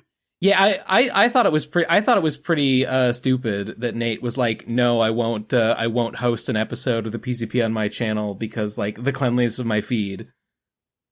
Lamau. But so I mean, I kind of get it. I don't know. He was embarrassed about the PCP. Yeah, probably. I mean, I don't know. That was a joke. I don't know how true that is, but I mean, I get it when it's your brand or whatever is high quality videos very infrequently, and then to put a podcast on there, it'd be oh, you're doing these now? Maybe some viewers would be turned off by that. I mean, if you just was just one episode, right? It wasn't and it's your podcast. It was too, right? It's yeah. I feel like it wouldn't have been a problem, but I can see the mindset that would lead you to. I could see feeling. I feel like. See, I wouldn't have put it on Hypocrite, but I'm totally fine putting it on Give and Take because Give and Take is just a grab bag of stuff, Sure, right. I guess. Checking the general real quick. Look in the general. Popping. Why am I looking at this? That's what happens when you retweet something. So when you're a big artist and you retweet, that's what happens to you. You become a moldy Voldemort. Sad, but you become true. a little fried up fetus. I think it's a banana or something. It looks like it has teeth. Yeah, it does. Look like it has teeth. Maybe it's a bulb. Little, yeah, it's a is it a root? Is it a root of a plant? The legs look like banana peels, almost. The leg, it kind of looks like maybe it was been edited because it looks like it has that little hand there is too much of a hand. The hands and the feet look very deliberate. This is what a fetus looks like on the 4th month. This is a banana fetus. The banana fetus. I call it the fried fetus. I have to pee again, and I'm gonna go do it, and no one can stop me. You gotta go abort that fried fetus right now, Ben. All right. You got any more insight for me, Gib? On what? On retweeting? Just whatever. Just retweeting. Yeah, sure. Well, my policy has always been that I retweet things that I think are cool, and that maybe my followers haven't seen. So it's I do that too. It's oh, this is a cool art, and this is from this cool art. I have been notified because I follow someone and they liked it, and it's only got 12 likes. But this is really good, so I retweet it and like it, and be like, I'm glad to share that cool thing with people. I do occasionally do like the sort of obligatory retweeting for awareness, even though it's like, it's just sort of like a friend thing. It's like, oh, gotta let people know, gotta let people know about this, even though my followers there's not that many of them, like generally speaking. I don't think I've ever really had like a problem retweeting something that maybe my followers are not interested in. Okay, I'm back. But I'm also not like that big of a Twitter user. Like I don't have so many followers that I probably wouldn't even hear about like negative feedback about a thing I retweet anyway. So I don't know, it's just sort of like doesn't really come up in my day-to-day Twitter usage. Hey, did you guys see that's the Jorts the cat drama on Twitter this week? Genuinely cannot comprehend any of it. What? The fuck are you talking about? It was literally the worst thing ever. Literally the worst thing that's ever happened on Twitter. I was so angry. Is that the Grubhub one? More or less, yeah. I think you're thinking of the right Can you run that? Because I saw you guys talking about it, but I didn't read it because you guys were talking a mile a minute. Yeah. All right. I'll try and summarize. And I'm going to be as neutral and I'm going to be as factual as possible here. All right.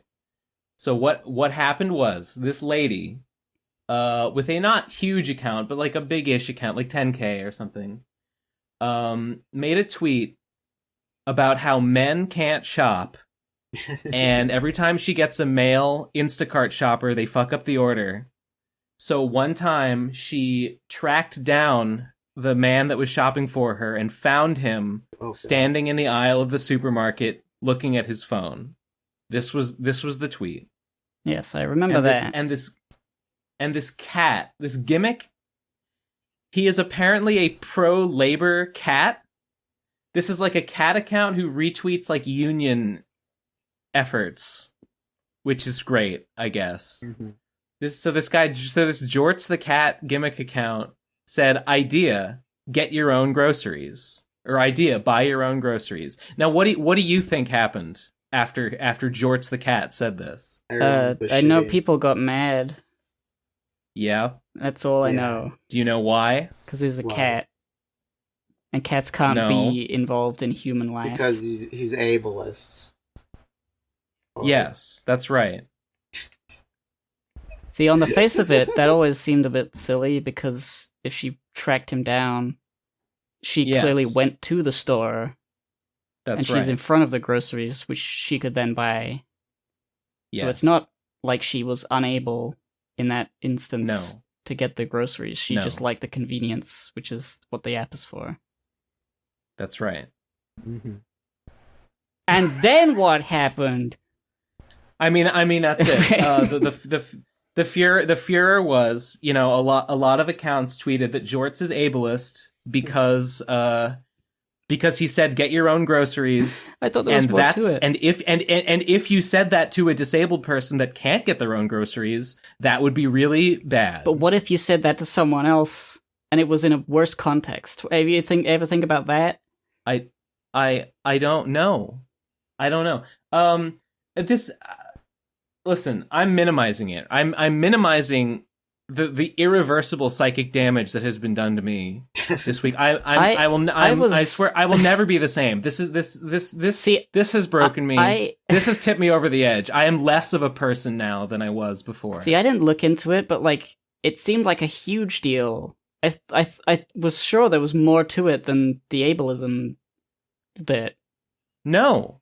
It's literally like it's literally disabled people said like this is about me. This would be ableist if you said this to me. And now the fact that you said this to someone who isn't disabled is now people are going to say this to me also, and that And how could you do this to me, Jorts? How could you do this to me? George the cat used to be an institution you could trust, and now that's been stained. With this fucking ableism. Okay. Okay, awkward. It's just What if the Grubhub... It went on for like 2 days. People were angry at Jorts for being ableist, for telling this woman. And then it kind of evolved because people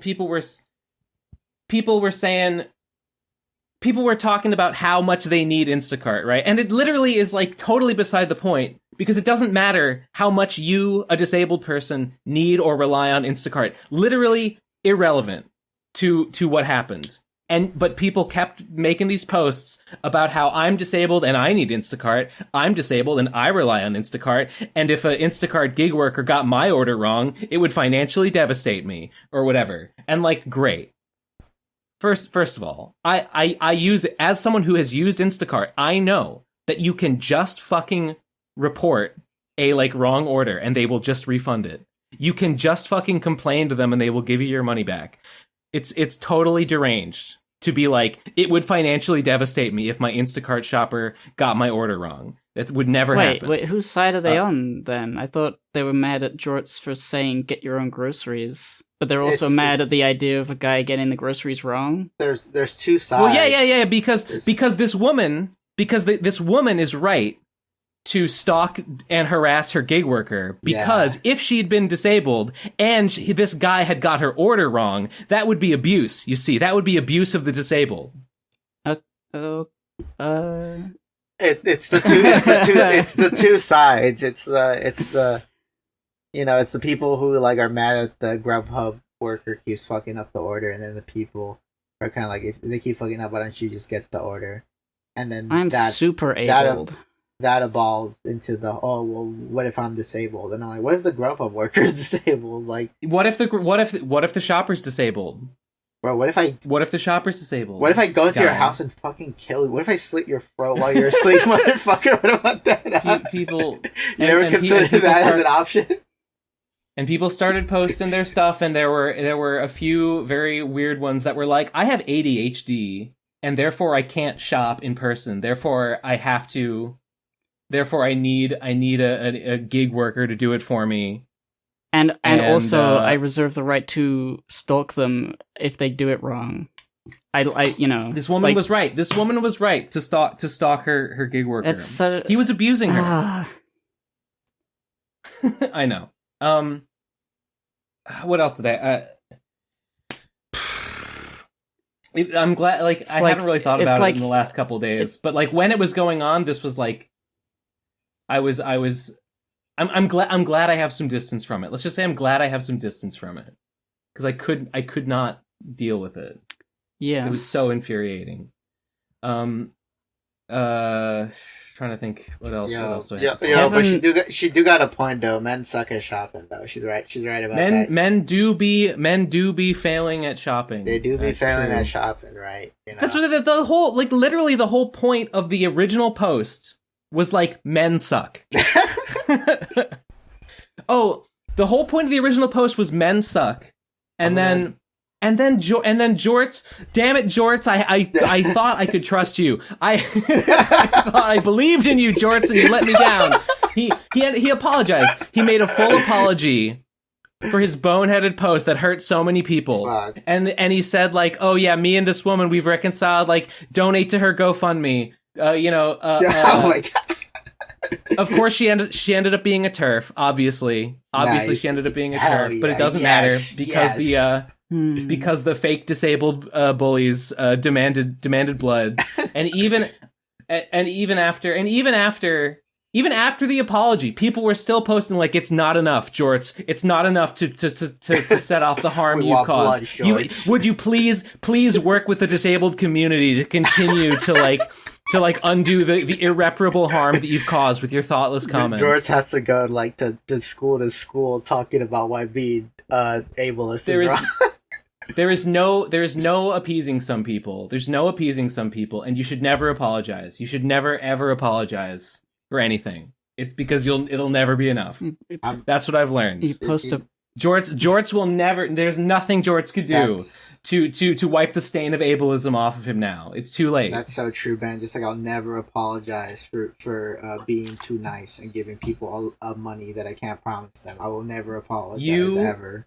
The apology, you will perish. You will perish. You'll be wiped from the face of the earth. Hypocrite Ben, got him. That's me. You He's a fucking you will hypocrite. fail. You will. The free market will devour you. A more ruthless artist will Fear the market. will take your place in the market. Oh, okay. Is what will happen to you, Ooh, my friend. Ooh, I'm so scared. Ooh.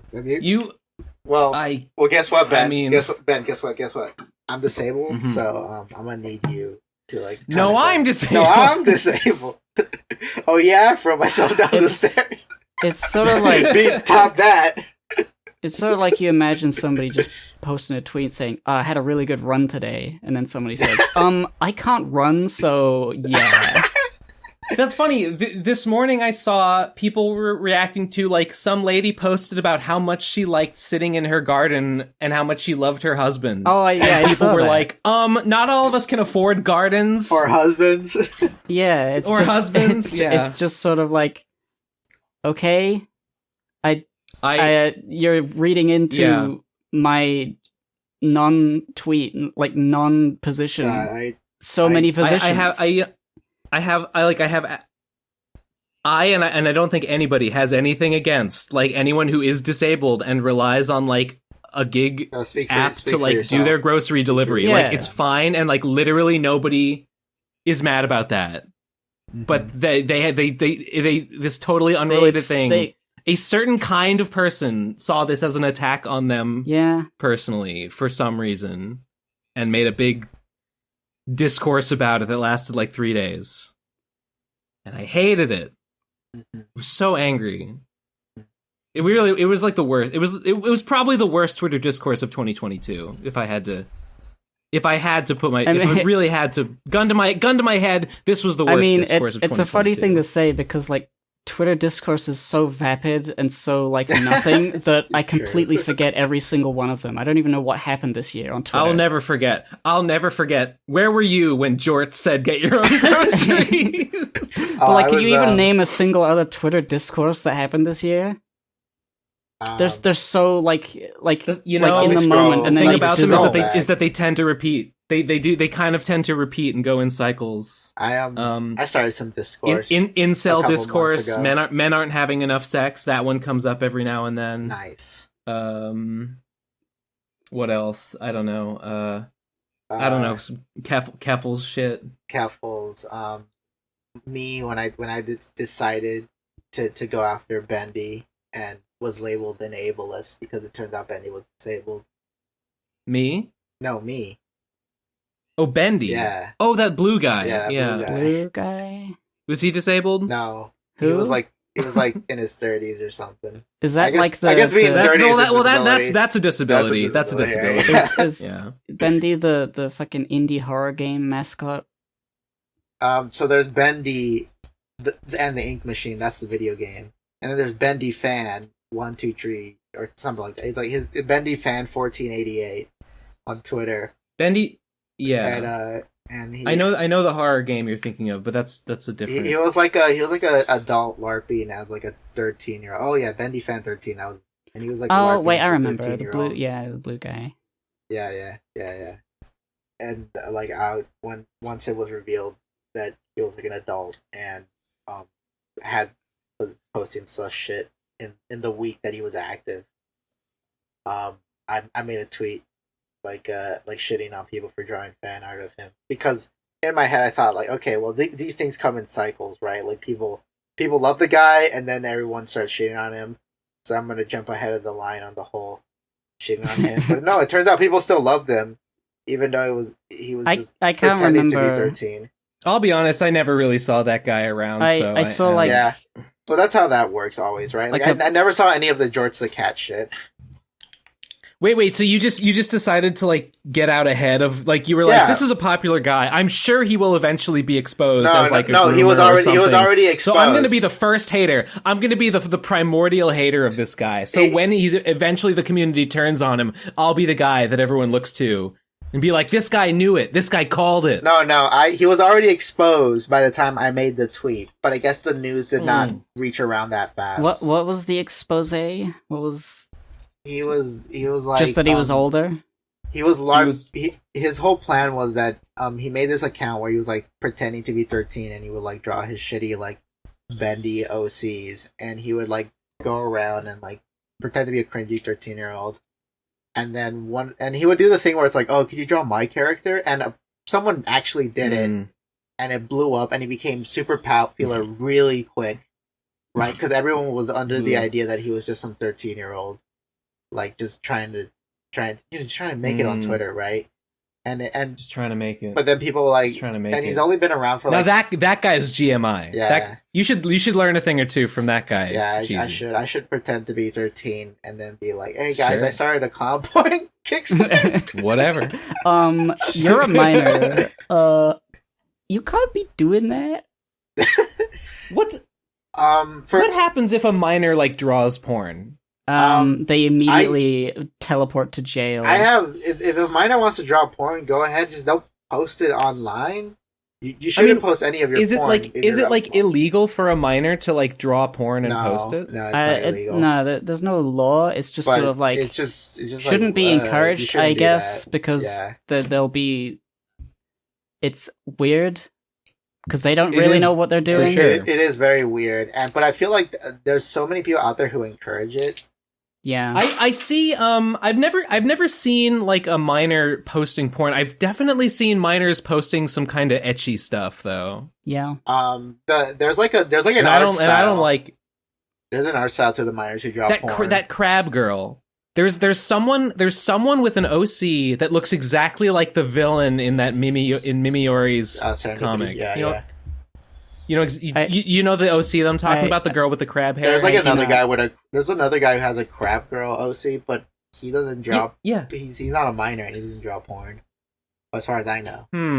There's one person who I thought was a minor who has a girl with crab claw hair and he draws, and it looks like a frickin' Craig McCracken cartoon, but bad. But there's like butts. It's definitely ecchi. It's definitely ecchi. The most infamous of the minors who drew porn was Ink Plasm. You remember? Do you know Ink Plasm? No. No. He kind of has this kind of like almost like imagine like Adventure Time characters but thicker. Like they have big hips and big tits. That's kind of like the art style for the minors who draw porn. If you're a minor and you draw like that, you probably draw porn like secretly. Oh, I've seen this OC. Okay, it's like a lizard girl. Anyway, that guy would draw very suggestive things, and people would get mad at him. But he would always be like, "Oh, guys, I'm just a minor, guys. I'm just a minor." But then, guys, I'm just a minor. Don't get mad at me. But then it got revealed. But then it got revealed that he would secretly do NSFW commissions. Like he would keep it under like he wouldn't tell anyone. Yeah, so he was doing that the whole time, being a minor. That got him a lot of like negative attention. But I mean, why would you mention that you're a minor? It's not him that's going to get in trouble for it. Wouldn't it be the people commissioning him that are doing something wrong? It would be the people commissioning him, but at the end of the day, he's like a bigger name than them, so he's going to get all the attention for it, right? Yeah. Yeah. Like I think if you're a minor, and I think there's just like very like, but I mean, like, people really need to reevaluate the whole like call the cops. Yeah, he's doing it again. He's drawing big titty lizard girls. Yeah, he's only 13. See, he's 13? No, I'm joking. But oh, okay. I have no idea how old the guy was when. I know he's like 18 now. He's not a minor no more. Good for him. So retroactively, all the stuff he did is A-okay now. It's all okay now. Yeah, because now he's 18. It's all good. Yeah, there's like a discussion to be had about like the prevalence of not safe for work imagery on the internet and how easy it is to get, but like I don't know how different that is from how it used to be. It just sort of like now social media means that you're more able and encouraged to post whatever you make on the internet for everyone to see. I don't, and people if they can't tell based on your art skill how young you are. You can just get away with lying. Yeah. I try mostly to never follow any minors. Because like I'm really like opposed of a minor being popular on the internet. Who needs that? Yeah, like I think that's not good for people and the minor. If you shouldn't be popular on the internet if you're a minor. I think that fucks you up. Yeah, you shouldn't be on the internet until you're 28. Yeah, exactly. I think like you burn out a lot quicker if you're popular as a minor. You know how people complain about how like, oh, because kids nowadays have easier access to like digital art programs, so they're learning art skills at a way faster pace. That's why you get like minors who draw so well. But in retrospect, because they're minors and they're susceptible to like trying to be popular online, they burn out quicker, and they usually delete their account at a younger age. Yeah. Which is pretty base, and then that leaves us, the adults, still around, who are mentally sound, and be like, haha, minor couldn't cut it. He mentally couldn't cut it, stupid bitch. Maybe you shouldn't have been so good at art, you motherfucker. I sure hate it when somebody young is better than me at something, so I love it when they die. Yeah, you know what? I die inside, and they curl up into a ball. I say what the people want to say, you know. I say the things people actually want to say, you know. I don't sugarcoat. I'm not a little pussy bitch, you know. Mm-hmm. You know, I'm good. Me and Jorts the cat. We got a lot in common, actually. You know, Jorts the cat. He betrayed me. I believed in him. You were the chosen one. I thought he was based, but he ended up being cringe. He was cringe. Yeah. Can't believe he caved. Mm-hmm. Can't believe he let me down. Mm-hmm. So sad. Hey, while we're sort of on the topic of arts and stuff, I got new commissions. I've got a new commission thing. Oh, that's right. I'm doing more. I finished all of the old ones, and now I'm doing more. Nice. Good job. I'll get. You've been getting better. You've been getting better at art, Gib. I really Thanks. do. Yeah. I thought you were gonna be working on Clarissa. I am. It's actually it's funny. I was talking to my therapist about like, geez, these commissions are taking so long. Shit. Fuck. And she was sort of like encouraging me to, finish them and then like do more, because I was worried. I was worried about like, I took so long on those last ones. What if people hate me and they'll never commission me again? And so she's saying, you should do it again, like for peace of mind. See what happens, because if you worry about like potential bad things happening in the future based on like zero information, you're just going to be worried forever. So like actually just do it and see what happens. If people don't want to commission you anymore, then you have more actual real reality information that you can base future decisions off.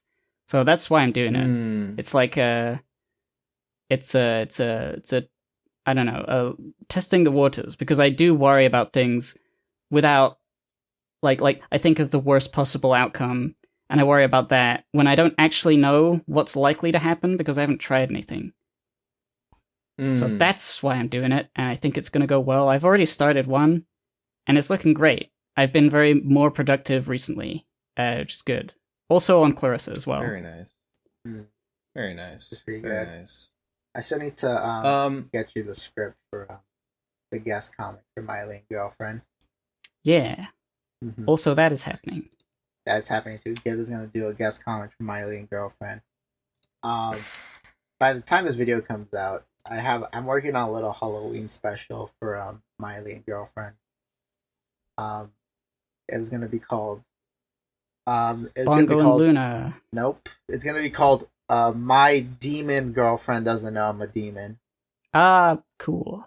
Right. So, and it's basically just a remake of the first episode, but instead of aliens or demons. I've still got to I've caught like bits of the Alien Girlfriend comic, but I haven't read the entire thing. I think I've skipped a few accidentally. It's gonna have to reread it. Just go on Webtoons. It's there's not too many at this point, so you could catch up pretty quick. Yes.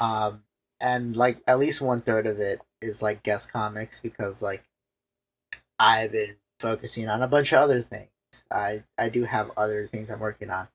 Oh, but Yes. in good news, and you're gonna love to hear this, Ben. Mimiori Uh. Mimiori DM'd me recently, and she's saying she put all her other projects on pause just to get Extra Souls finished, and she is pumping out the pages a lot faster. Oh, that rules. Yeah, she's sending it to me, and they look really fucking good. So even though there was no expectation of residuals on that for me, because I did fund it, but I said you don't have to pay me royalties after all I want is my initial investment back. But you're gonna give me residuals anyway, right? Even though there's no expectation of them. Okay, I would have before this podcast, but after this podcast, I don't think I'm gonna do.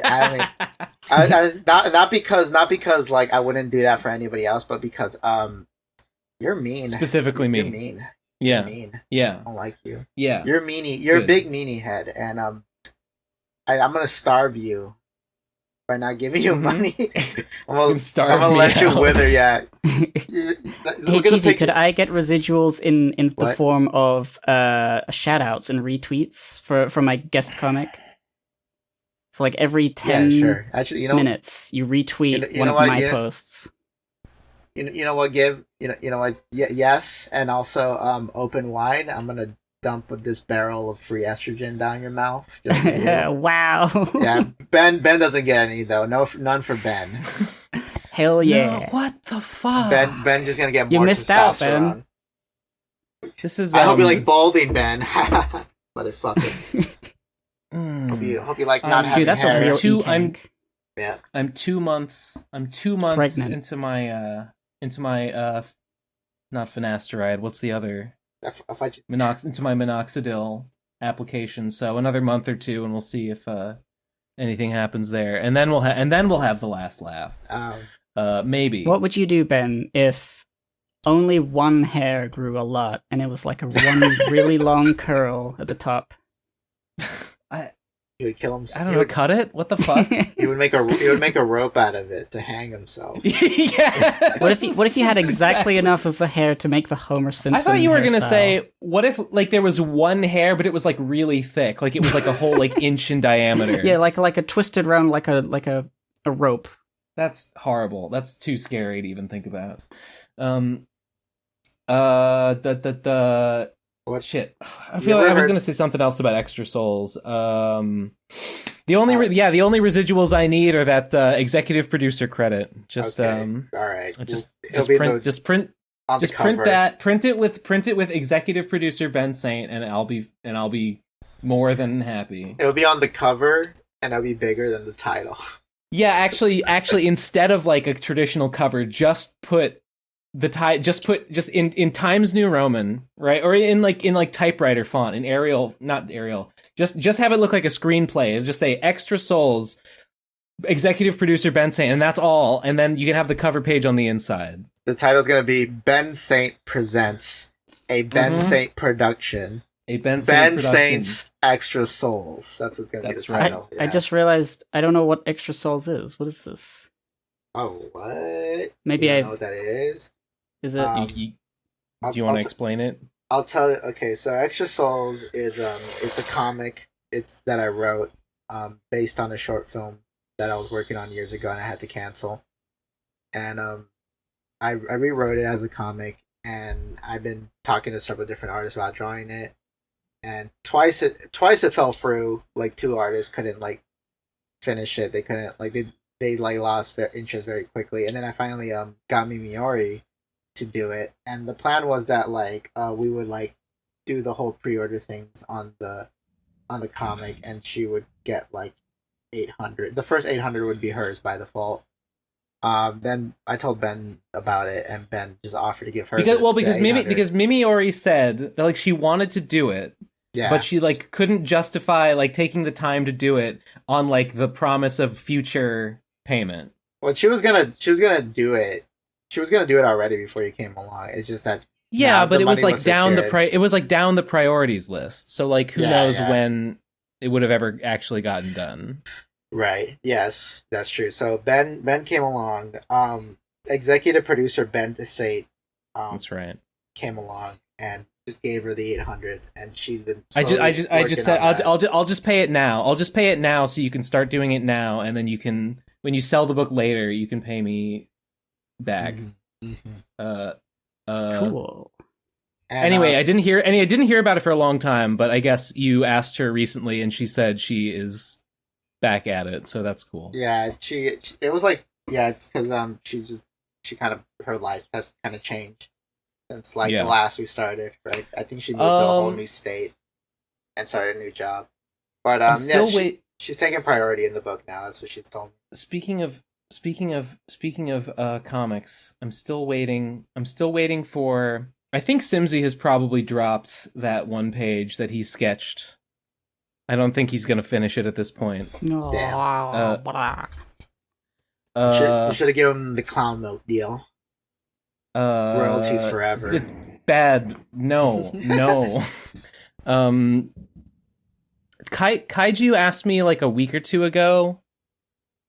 He like asked what was left, and I told him he was supposed to draw the cover, and there's like one other page he was going to do. And I haven't heard back from him, but he'll probably get it done at some point. And new, I know you're listening. You sketched 3 pages, and then you finished one. And I sorry I DM'd you back late, but whenever you finish those, I want those other 2. Please do them. Thanks. They look really good, by the way. The sketches look really good. And I think that's it. I think that like 2 more pages from New, and like 2 more from Kaiju, and 1 that I think Simsy was gonna do, but maybe I'll have to find someone else to do it. And like that's it for the Dojin. Crazy. Yeah, I know. Noob can't do it. I just offered him a comic for Helmet Volume 2, and he says he's gonna take that. Who? Instead. New? Yeah. Oh well, good for him. well. Nevertheless, that's the plan. The next time the next Vapors chapter comes out, I'm gonna drop the next Clown Milk, snatch up everybody, throw them in my mouth. Did I already say that I know I said last week that I might have the video done this week? But this time I really mean it, guys. Like, really for real this time. Yeah. Yeah. Well, I'm saying it again. I had yesterday. I honestly, I could have finished it yesterday, but I didn't. I all I have to do for it to be like done is basically just watch it through and just like go into the file and make any corrections, because like sometimes there's like a gap in the footage, or sometimes like an image got like moved at some point and it's in the wrong place, and I have to just like find those and just move them back to where they should be. And I'm like 2 hours through rewatching my 8-hour video, and it's hard and I don't like it. I'm sick of looking at it. I don't want to watch it anymore, but I just have to put like I just have to get through it. And then it'll be done, and then I can post it. So I'll probably post it this week. I'll probably post it before this episode comes out. So I hope it's out by the time this episode is published, and that'll be fun. That'll be fun. This is going to be your 8-hour rebuttal to Unique Namosaurus's 8-hour in defense of NFT video, right? Yes. Whoa. There's like a hurricane going on outside. Like suddenly, there's like a loud thunder, and now it's like there are leaves like pelting my window at like 100 miles an hour. I could hear. Nice. I could hear a little bit of it. Yeah, it's cool. I don't hear anything. This is really, like, amazing, actually. There's another thunder. Dude, I gotta film this. I'm gonna film this. Wow. I gotta film it. Just all out of nowhere, huh? Yeah. Just gotta get distracted like that out of nowhere. Wait, how long have we been going? Are we at 3 hours? Or 2 hours and 20 minutes? I'm trying to think. If I could mention, there's some more things I could talk about. Sure, yeah, go for it. I've been talking to Eddie Adams. I also want to shout out Eddie Adams. again. Is he still on Twitter? No, good. Okay. Good. He's smart. He's not. He's only on Instagram.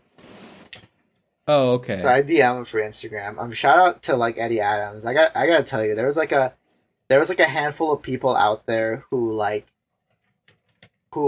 friends of mine who just did not. Who I really had to fucking convince to give me one retweet on Clown Milk. Right. Yeah. I really had to like. I'm not gonna say any names. Oblivion Fall. I'm not gonna say any names. But Eddie does not like clowns. Eddie does not fuck with clowns. Okay. Right, but Eddie likes me. And so Eddie did at least 3 posts about Clown Milk on Instagram. Well, good old Eddie. And Eddie's a real G for doing that. Eddie, I appreciate Eddie a lot. Alright, sorry, I'm back. It was like I was in a car wash. So much wet. Are you gonna post the video? I will eventually. It's annoying getting stuff off my phone. I'm at the edge of my seat.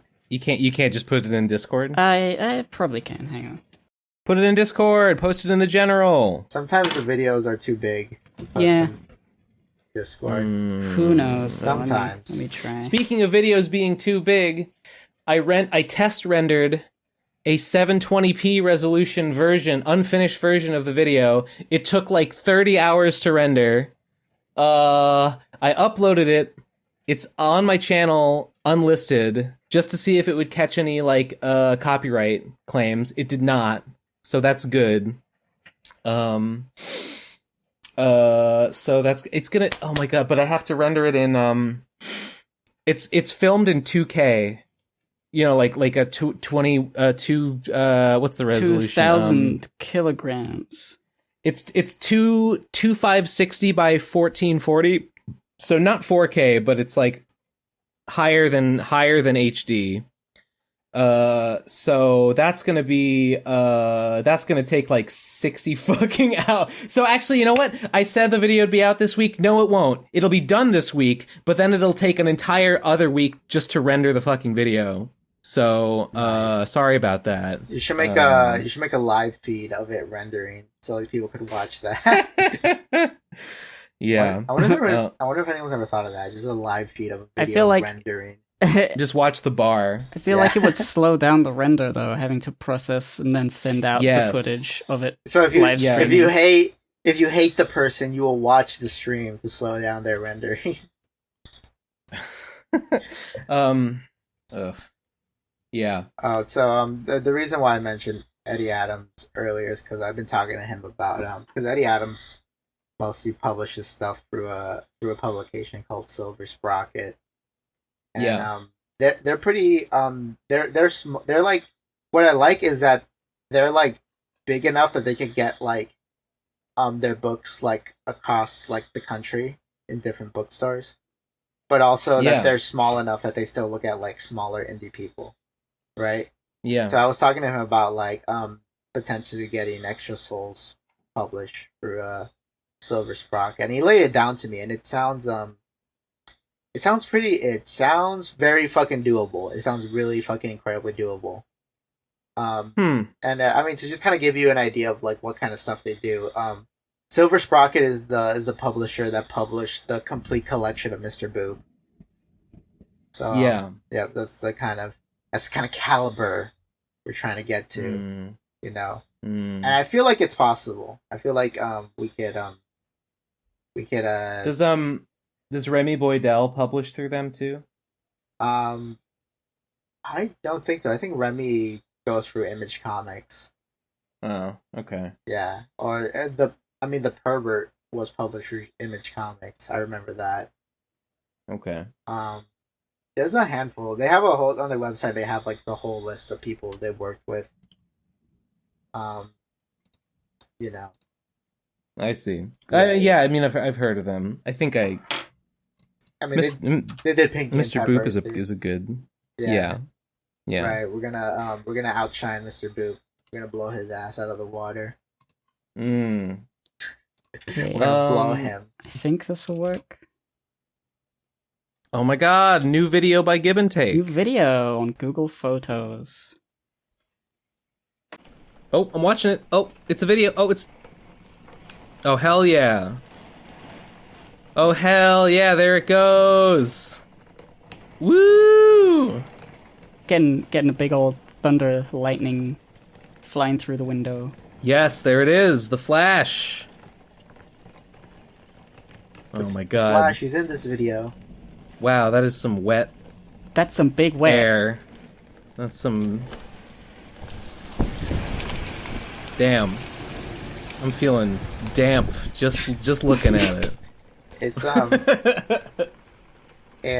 Cool. it reminds me of my window, because it's also been damp and wet here where I live. You live in California, right? Yeah, but the rain season's starting pretty soon. Right. Yep, it's right after the forest fire season. It's chilly. It's chilly over here. It's getting chilly. It's beanie weather. I wore my signature beanie for the first time in a long time the other day. The iconic Ben beanie. When I walked to McDonald's because I got sick. Because I was sick from the vaccine and I was having a fever and I was like, I'm gonna die. I feel like the worst. So I went to sleep and I woke up the next day and I was still kind of sick. And I'm like, oh, I'm gonna be sick all day. So I ordered. So I said, because I'm disabled, I was disabled by the vaccine, so I had to use DoorDash. I had to use a gig app. So I ordered, like 5 Guys, and then I ordered pizza. But then, by the time it got there, I wasn't sick. Like I got over it in like an hour after I woke up. But then the next day, I just wanted McDonald's, so I walked to McDonald's just because I was on a streak. Just because I was on a streak, I was off the wagon. So I wore the beanie, and that's my story. And I hope you enjoyed it. Did you get your adult Happy Meal? Yes. Which no. What are they- Which one? No, I did not. No, I did not actually get the adult Happy Meal. Damn. Do they Because have... I watched the report of the week review the adult Happy Meal, and I was not impressed by what I saw. There's the I don't dildo care just falls about- apart. I don't care about the fucking meal itself. I wanted the little toy that comes with it. I thought it was it looks like a regular Happy Meal toy, which is to say, it just looks like dog shit. Wait, I guess it's like it's designer or something, but like it's just like I mean, that's some what people plastic want. They crap. want like dog shit Yeah. plastic crap. Not me. I'm not people, so No, didn't I want guess it. you're not an adult then, Ben. I guess you're not a human. Yeah, I'm not. Yeah, adults want the adult Happy Meal. If you are not, then what are you even doing here? I don't know. Geriatric Happy Meal. I ordered like 5 things. I had looked at DoorDash to get McDonald's delivered, and I was like, oh, it's gonna cost like $12 for what I want, plus like another $5 or more for delivery. Fuck that, I'll just walk there because it's like a 15-minute walk. So I walked there, and then I was like, oh, I want everything, and I spent like $20. So I ended up spending more just buying it in person, because I wanted like 5 different things. And then I ate it all immediately. I didn't even save it for later. Hell yeah. But it was so good. Though. Okay. Well, you save your McDonald's food sometimes. Well, I mean, if I get more than I can eat right away. Fries are never good if you save them. Well, I didn't get any fries. Oh, well. So there you Wait, go. what? What did you get? You don't get I'll tell you exactly what I got. I got an apple fritter. I got a cinnamon roll, which was bad. Don't get the cinnamon rolls. The apple fritter was good. The cinnamon roll was bad. I got a Big Mac. I got a... No, I didn't. No, it was breakfast menu. No, I got a chicken biscuit. I got an Egg McMuffin, and I got the steak, egg and cheese. The steak, egg and cheese sandwich at McDonald's, incredible. The best breakfast sandwich. The best fast food breakfast sandwich money can buy. Order now. Order now, yes. I am sponsored. So there you go. And it cost me like $21, and it was stupid. Hey, But I wore the beanie. That's the point. The only point of any of this is just to say that I wore a beanie. that's great, Ben. I'm proud of you. So now it doesn't even matter. It doesn't even matter that I shave my head because I just wear a hat. Finally, back on brand. Yeah, it all comes full circle. I gotta mention, the live gig will be, as of the release of this episode on the Friday, 28th, tomorrow, I'll be at that thing where I'll be playing some songs with my dad's band for a Parkinson's charity relief thing. So that's Saturday? Yes. I see. Well, should be cool. Same links as last time. Thanks to the few people who did donate, even though they'll never make it because they're in America. It's very far away. You'll have to. Yeah, the money's gonna take a long time before it reaches there. Yeah, It's so far away. By Pelican. Put it in your You'll mouth. have to Pelican, tell us the bird of England. how that goes. You'll have to tell us how that goes the next day. Yeah, Ben, Sunday. you're gonna be there, right, Ben? On the podcast. I'm. Yeah, I booked my ticket. Oh, wow. Use my frequent flyer miles. Nice. What a pal. Yeah. I What a think it's pal. gonna be good.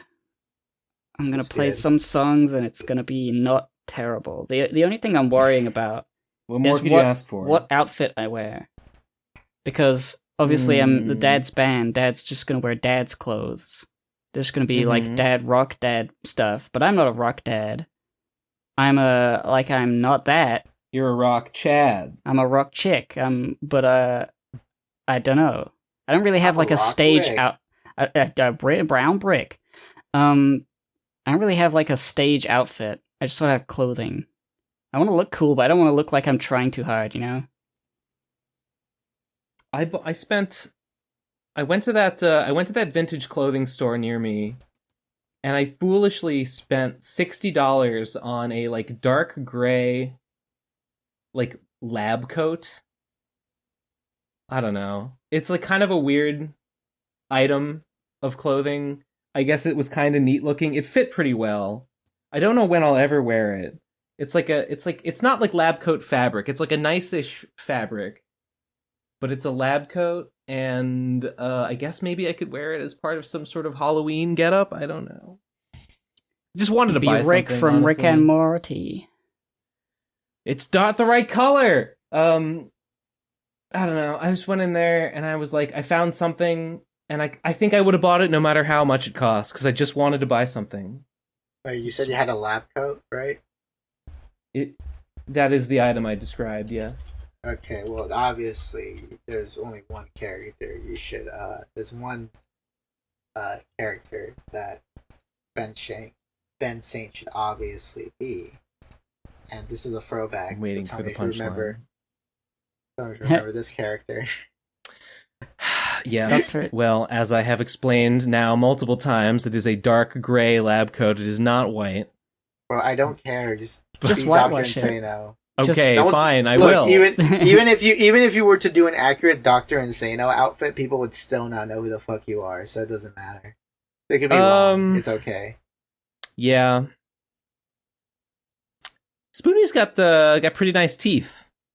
Pretty He's a decent set of Yeah. teeth on that guy. This is a He's a younger teethful Spoonie. boy. That's true. Yeah. Where is he now? Is he dead? He Yeah. He's he dead. live streams on his channel every so often, more frequently recently. I'm still subscribed. I just never click on them because they're very like low key sort of streams. Nothing like his over the top ostentatious like persona in his videos. It's very very quiet, very like a comment every so often. And it's like, yeah, it's not really for me. Noah Antweiler is still his Patreon is still, he's making silly videos. 79 patrons, $285 a month. $285. Damn. That's right. He beats me by a couple of bucks. He's making bank. True. You could pay rent in Arizona with that money. Did I Oh my god. His Patreon blurb, I'm sure he just hasn't touched it in a while and just hasn't thought about it, but like it still references like projects he was doing in like 2012. The Cinema Yeah. Snob movie, Press Start to Continue, Suburban Nights, and To Boldly Flee are all on here. Nice. That's fucking funny as hell. You gotta put on the classics, up there, the most recognizable works, Suburban Nights, internet classic. Did I say last time that like I think that I'm like restructuring my Patreon? I think I did talk about that. Yeah. I'm hoping I can see a bump in my Patreon from the new video, and like I'm offering some new stuff on there in the hopes that it sort of gets me back to like where I was like a year or two ago. That would be nice. Once that new video drops, I will offer value. Fans, I swear I'm offering value.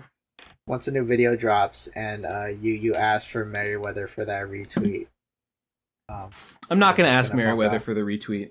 You're gonna ask Merriweather for the retweet. I'm gonna thank him for encouraging me to make the video. I'm not gonna ask him for the retweet. And you're hoping that. And you know what? I genuinely don't think it matters if he retweets or not. It's like it would be nice. I don't think a retweet from him would even like do anything. It would get me like a couple thousand views. Who cares? That's a couple thousand you didn't have. Fuck him. You're like, no, Ben. I saw you talking shit about my ugly bastard comic. I wasn't though. I'm very generous. I was no, very I wasn't. generous. I swear. No, I swear I wasn't. Okay. No, I wasn't. Look, just because I compared it to Darman, I meant that in the most complimentary way possible. Oh man. All right, what are we talking about? What are we doing here? Wait. Okay, check this out. Duh. Tell me what you think of this. It's a triple eel. It's a triple eel. Wait, what is it a mashup of? It's just I three get eels. it's the eel. It's the eel from be the honest. Super Mario, and there's three of them. There's Isn't like the point of these to combine two enemies? This is just three of one enemy.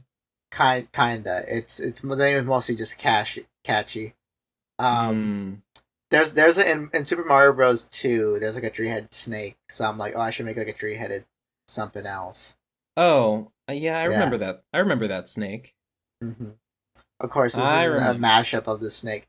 I'm not gonna lie. I would say like maybe like 1/3 of these ideas are just like, this is just a Mario enemy I wish existed. Like I think would be like interesting to have. I'm trying to think of like looking at this guy, like how useful really is he as a predator having three heads? What if they get distracted by different mice? What if they go in different directions and they all pull and then like slam like stretch back and hit themselves in the head and they argue with each other? That's how you hurt him. And that's how the boss fight. He's one of those bosses where you have to make him hurt himself. You have to spread gossip about one head shit talking the other, then they bite each other. Yeah, some of these are just like kind of like I just think this would be an interesting idea for a Mario enemy. Like this Shy Guy isn't really a mashup of any two characters. It's just like, oh, what if you could just draw on the Shy Guy's face? Yeah, I like that. It's just cute, you know. What if there was a Shy Guy but they had huge tits though? Whoa, calm down there, buddy. I'm just spitballing here. Slow down. Whoa, what is that a fusion of? Shy Guy and the Big Booby? That's not a Mario enemy. You're thinking too limited. You're stopping short of greatness with that attitude. Okay. People have been asking me, and by people I mean one person in one Discord server, asked me when am I going to do a Bowser fusion, and that's actually going to be the last one because I had a pretty good idea for a Bowser fusion. Oh, Barrio. Will you tell us, or is it a secret? Barrio. It's a secret. Let's just say I fused Bowser with a very evil character, a very very malicious character. Is it Wart? A character that has that predates The Mario franchise, but very evil. Oh, Bonky Kong. Fuck. Is it? Wait, I know who it is. Who do you want to guess? You want to take a guess? Is it the villain? No. Oh, never No, mind. is Is it Satan? Maybe it's Satan. Okay. Maybe it's Satan. Satan from real life or from Ghouls and Goblins? Satan from real life. You know, Satan, my neighbor. Huh? What do you mean ghouls and goblins? What are you talking about? Goblins and Ghosts? What's that game? The little Ghosts guy and of the Goblins. night. Super Ghosts ghouls and and goblins. ghosts? Goblins and No, Ghouls? it's Ghosts and Goblins. It's Ghosts and Goblins. Yeah, Ghosts and Goblins. That's It's the got name of the Satan game. in it. Satan is the final boss in that game. Yeah. If you say so. There's bosses called the Devil, and then there's one called Satan. Or it's the other way around. There's the little red guy, Firebrand, who's my kin Firebrand. Literally me. Is that a pony? Is that a pony's name? Firebrand? Firebrand. Wait a minute, wasn't that Josh Scorcher's pony? Who the It- what? Who? Uh-oh, Who the Ben. fuck are you talking about? Josh Scorcher. Everybody knows Josh Scorcher, the fiery Joker. Josh Scorcher is that Josh Scorcher is like the name of the alter ego of Ghost Rider. That's not a real person.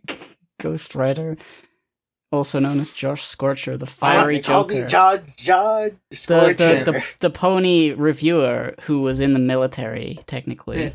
Yes. Because he scorched Palestinian children. Wait, I just remembered. This was the last thing I saw before I went to sleep last night. Michelle DM'd me to show me a new Turkey Tom video about bronies. And I didn't watch the whole thing, but she highlighted for me a part where he plays the first episode. Yes. The first episode of Analysis Anarchy. Oh, and no. Phantom Horn is there. Nice. Wait, check this shit out. I'll post the link to the video. Fucking Turkey Tom. Yeah. And it's at 8 minutes and 40 seconds. She said, yes. At 8 minutes and 40 seconds, Phantom Horn's debut, his first and last appearance in Analysis Anarchy. God, 43-minute video. This feels like it's 10 years too late. Yeah, I this sort of agree. thing. Why don't you timestamp it? Hey Yeah, guys, timestamp. did you know that bronies are a bunch of losers and they probably are pedophile? Well, I mean, some of them. I'm scrubbing through. I'm seeing the I found the Phantom Horn. I'm seeing the funny Toon Critic Discord or Skype call. Remember that? Yeah. You know, I think it's a lot of this is about that guy. Oh wait, there I am. No, wait, you too? Is it in the Analysis Anarchy? just in an Analysis Anarchy like screenshot or whatever. It's like give and take. The TF2 spy face palming. Oh my Yeah. God. I can't. You know what? I mean, Analysis Anarchy is cringe. It is terrible. It Yeah. deserves to be made fun of. So, like, what? I can't really complain.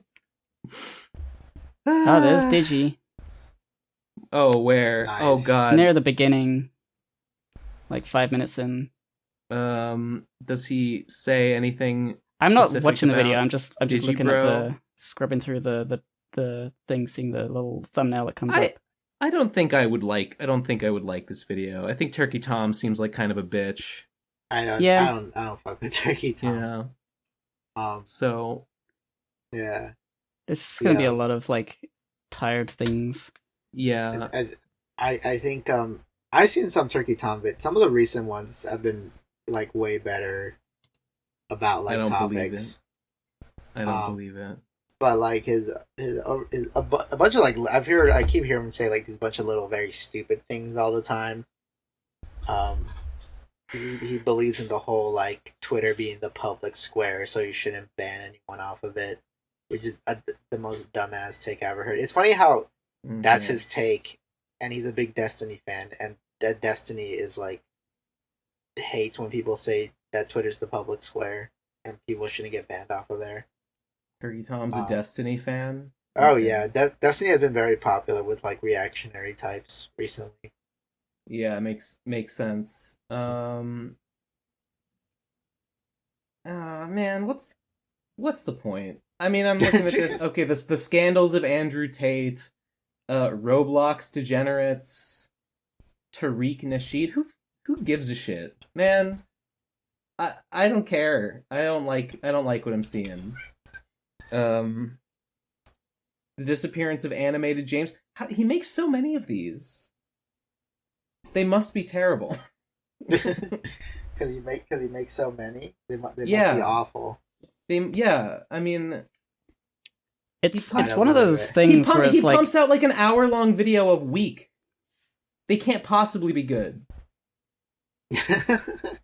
I'm not joking. Think there's something with like the subject matter being so negative, like exposing a terrible, horrible thing, and that's all the content creator does. I'll put a soy jack on a Roblox, and then I'll talk about a bunch of how people. Oh, really? Are people on Roblox cringe? Are there like pedophiles playing this children's game? Oh, I can't. Tell me more. Educate me. I mean, people want to be told more. There's another a channel that I've seen that is just so like overtly like negative, like this, just sort of focusing on like the worst things ever, and that's all they make. It's just like exposing this and exposing that, and I'm like, sure, you know, exposing things is like a good thing to do, I guess. But if it's your entire brand, I'm just sort of put off hanging around there. I don't like it. Yeah, this is a whole type of channel. Oh man, they upload a podcast a week. They upload a 3-hour podcast every week. There's no way this is good. There's just no way. Yeah, that's right. I wasn't being sarcastic when I said that was my true opinion. My true opinion on everything. All right, let's do voicemails. I've had enough. Wait, how many voicemails is it? I don't know.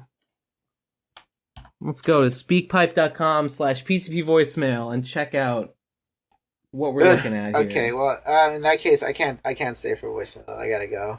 All right, fair enough. All right, Cheesy, It's been a pleasure bullying you. It's fine. It's fine. But I'm gonna prove you wrong, Ben Saint. I'm gonna prove you wrong. You're gonna come crawling. Okay. You're gonna be coming to my knees, coming to me. Hands oh, come on your knees. You'll come on my knees. You'll be jerking off on my knees, saying, "Oh, please let me do a story in Clown Milk Volume 24, please." I hope you're right. Link in the description though. Link in the description. Buy a copy of Clown. Unironically, people should buy a copy of Clown Milk. Yeah, they should. They should. All right. Sweet. Cool. All right, later, Cheesy. See ya. Okay, the first one is called TLDR: How Carbon Offsetting Works. 3, 2, 1, go. We should take Bikini Bottom and push it somewhere else. Yep. Just push it.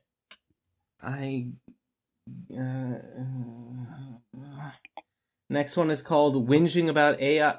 Oh my god. There's 3 emails and they're all over a minute long, or voicemails.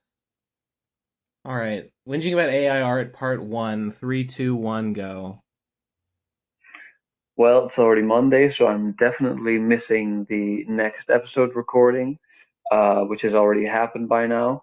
But I just wanted to weigh in anyways on the whole AI art business because the whole thing annoys me in general far too much to not open my big mouth. So, first of all, it is not actually, I think, the main issue that AI art is plagiarism, because that only invites the counter-argument, like Ben kind of intimated, that while artists also copy each other's styles. And if an AI is just doing it more efficiently, then that is not really plagiarism. That is simply, well, the artistic process.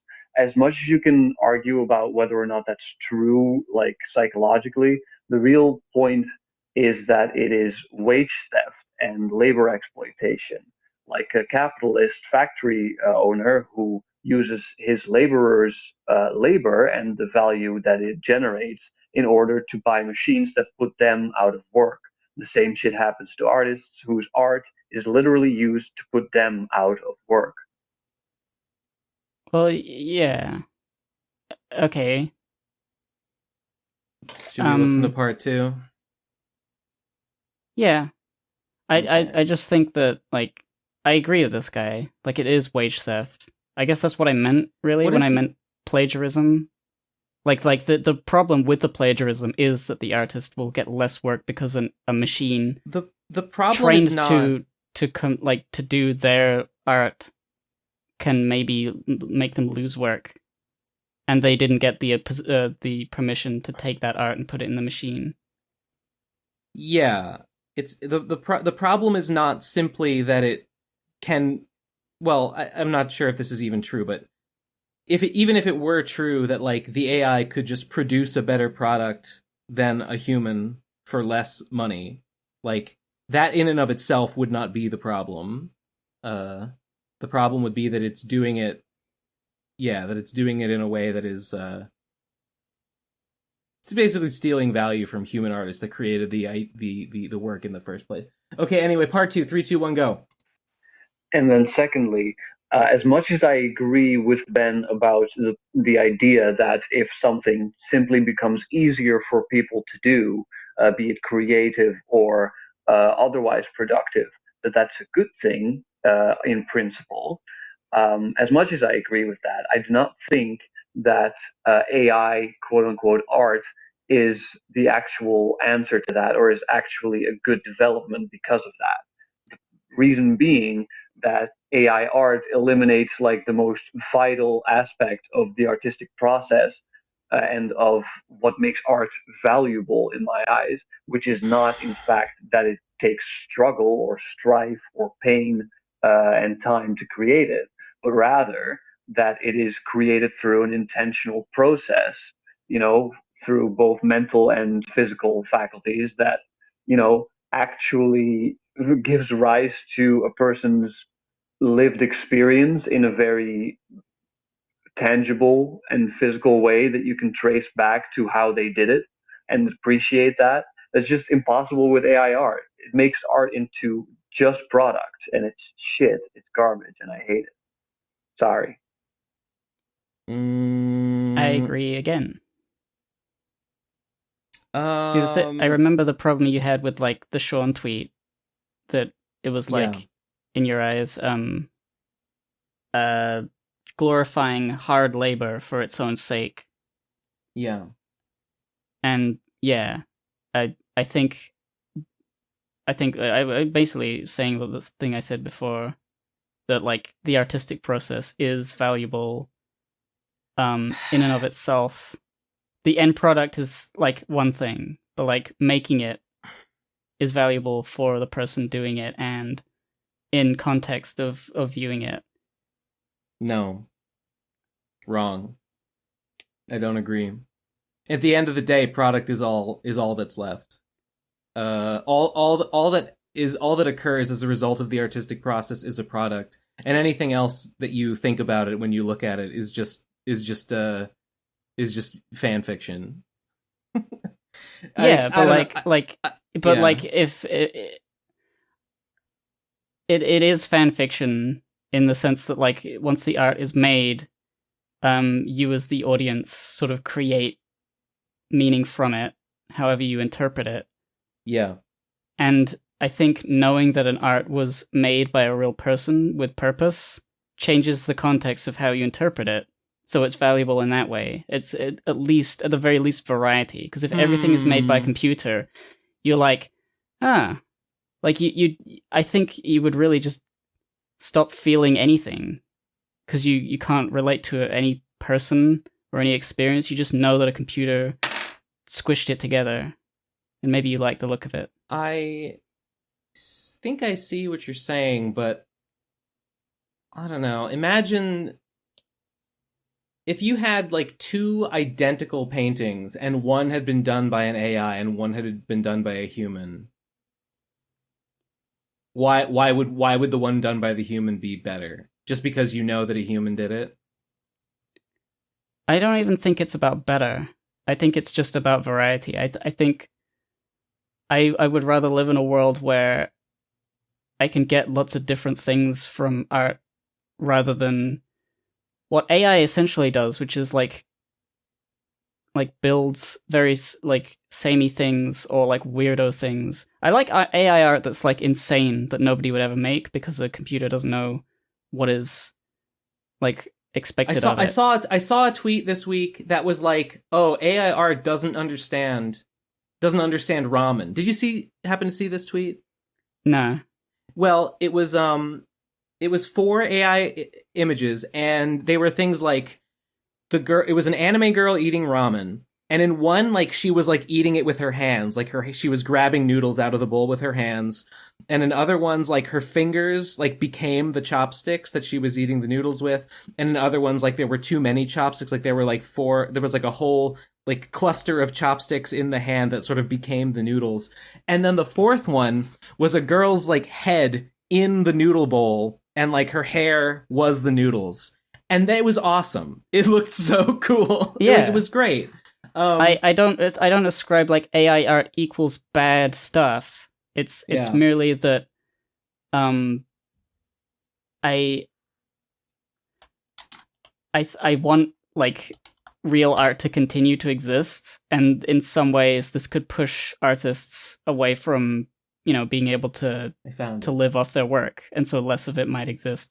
It's a lot of hypotheticals. It just sort of it creates a lot of like like this shitty future in my head. Okay, but what's shitty about it? Because it would be all the same at some point. Well, that just seems like that's sort of like that's just a technical concern. Like, what? Okay, what if AI art were more advanced and it could create stuff that didn't all look the same? Which it kind of already does. I think since ultimately I'm the one who decides how I feel about something, you would need to change my mind about how AI art appears to me for me to like be okay with a world exclusively of AI art that can completely like replace all human art.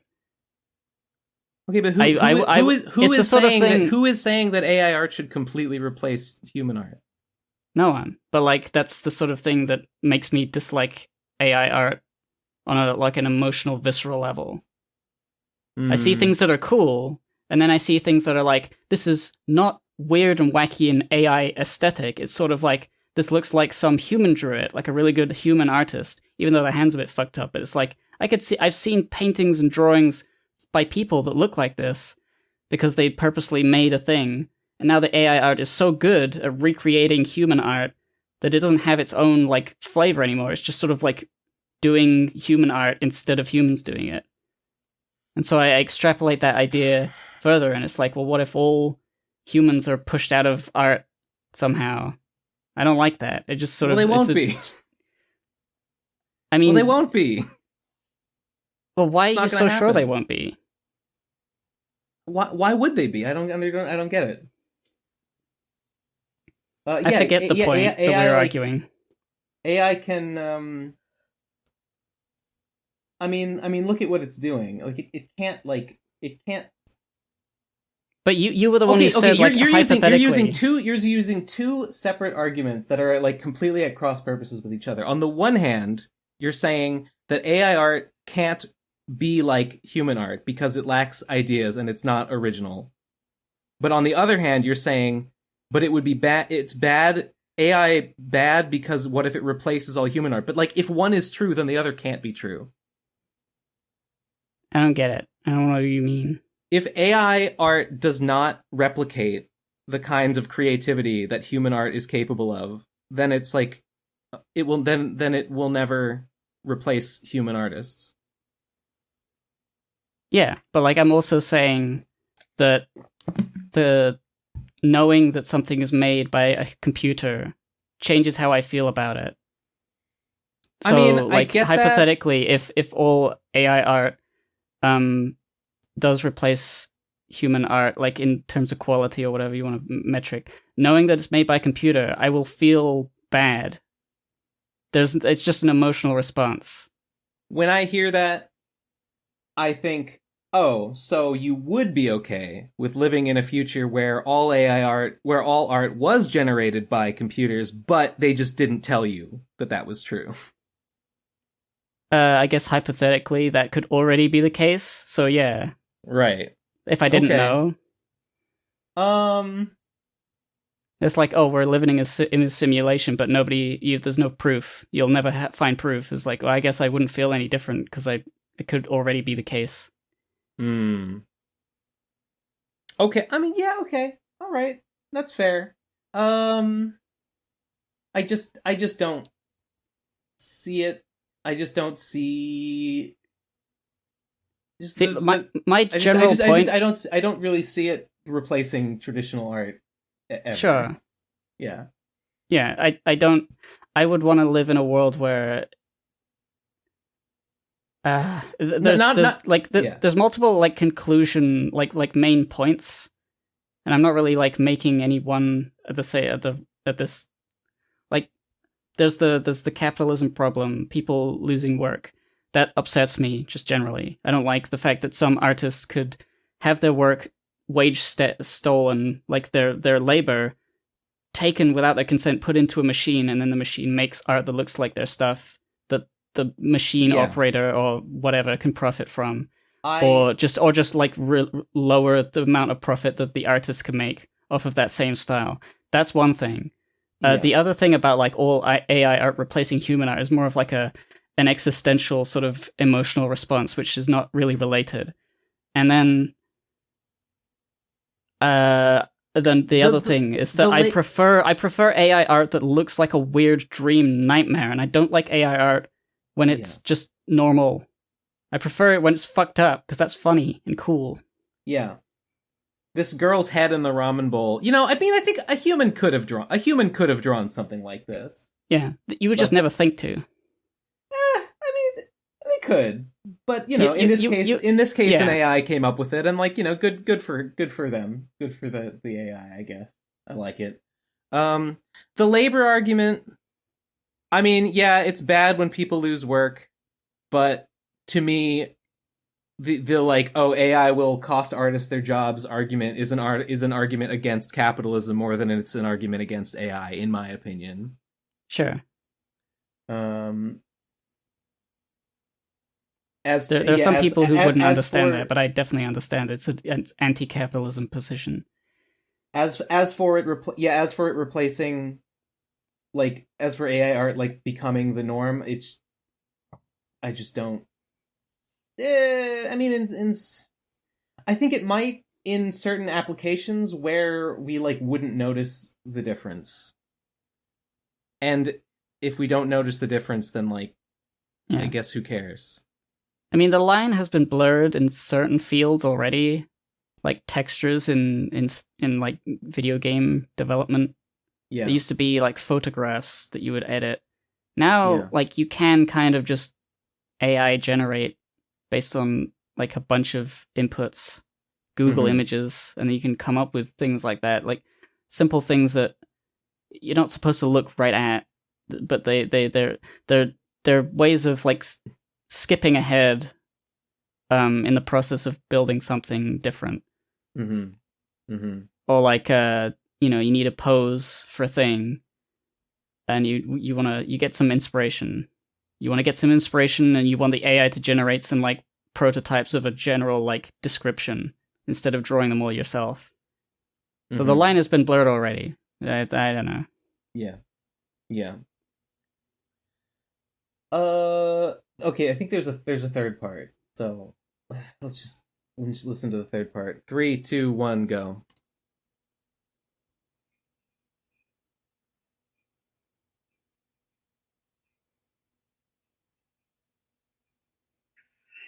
Okay, I said I was going to shut up, but I thought of one more thing that might be important to say before that has to be explained by other people.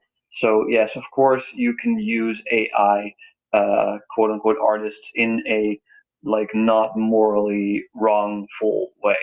Like, of course, that's possible. It's possible with any technology, but like that does involve like deeply changing both how how like the AI works and is like made and how it is like employed.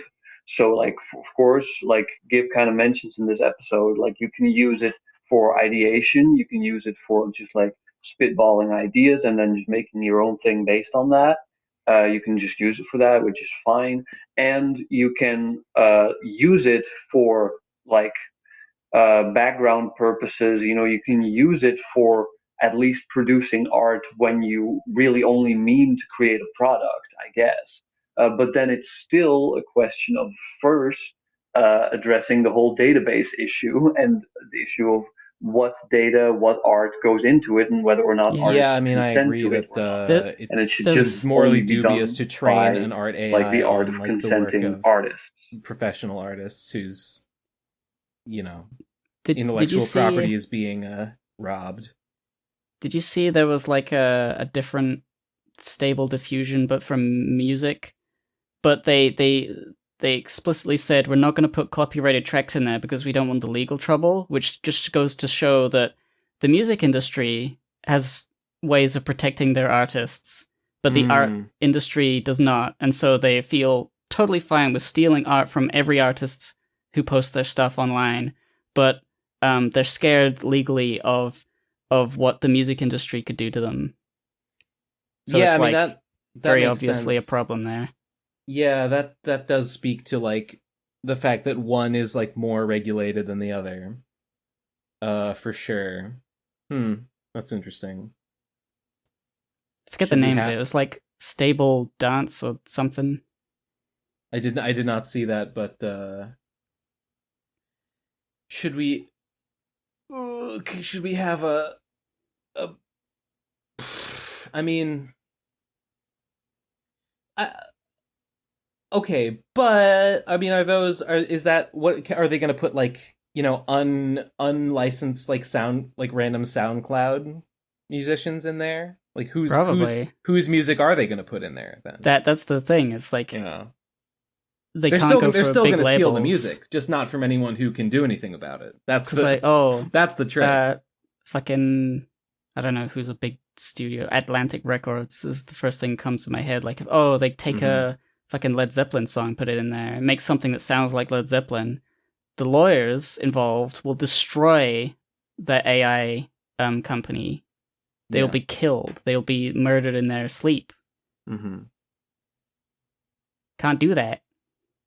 I mean, I guess a similar thing would happen if, like, an AI started producing images that, like, were provably derivative of, like, I don't know, DC Comics image stuff. Yeah, I guess. Or if it, like, made jokes in the style of Saturday Night Live or something. We made an AI to steal jokes. I saw a thread. This is off topic, but I saw a thread of it was from that Twitter account called like Weird Medieval Guys. Yeah. I saw a thread of like medieval jokes.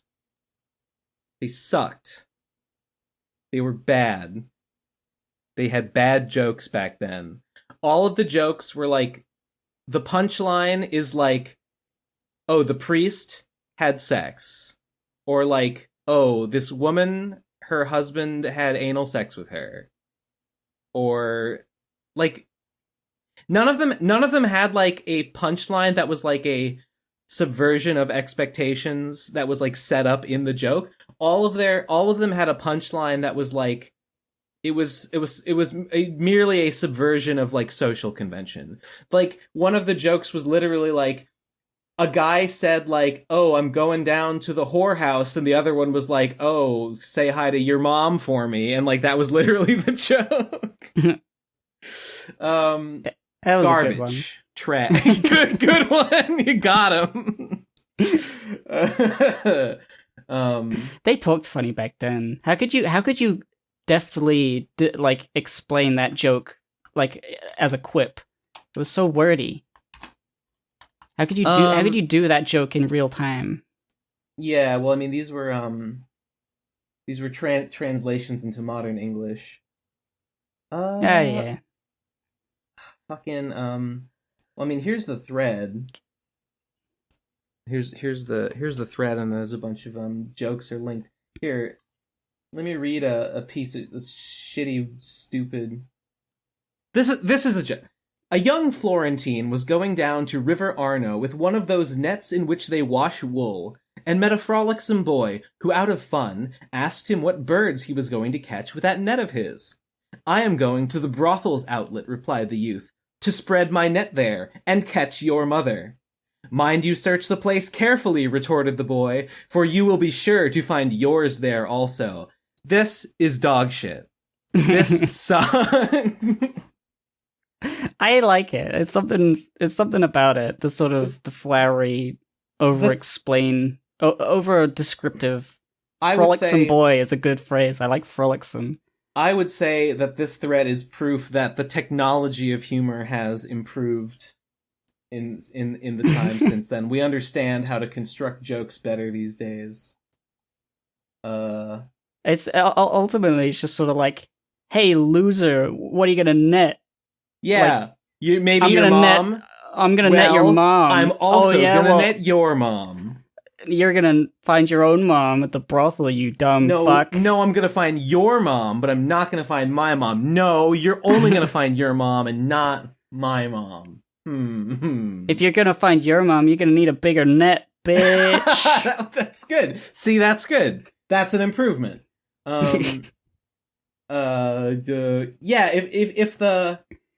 If the retort was "No, your mom," that sucks. But if the retort was, "Well, if you're gonna find my mom, you're gonna need a bigger net." It's just a mother self-own. Yeah, You're gonna need a bigger net.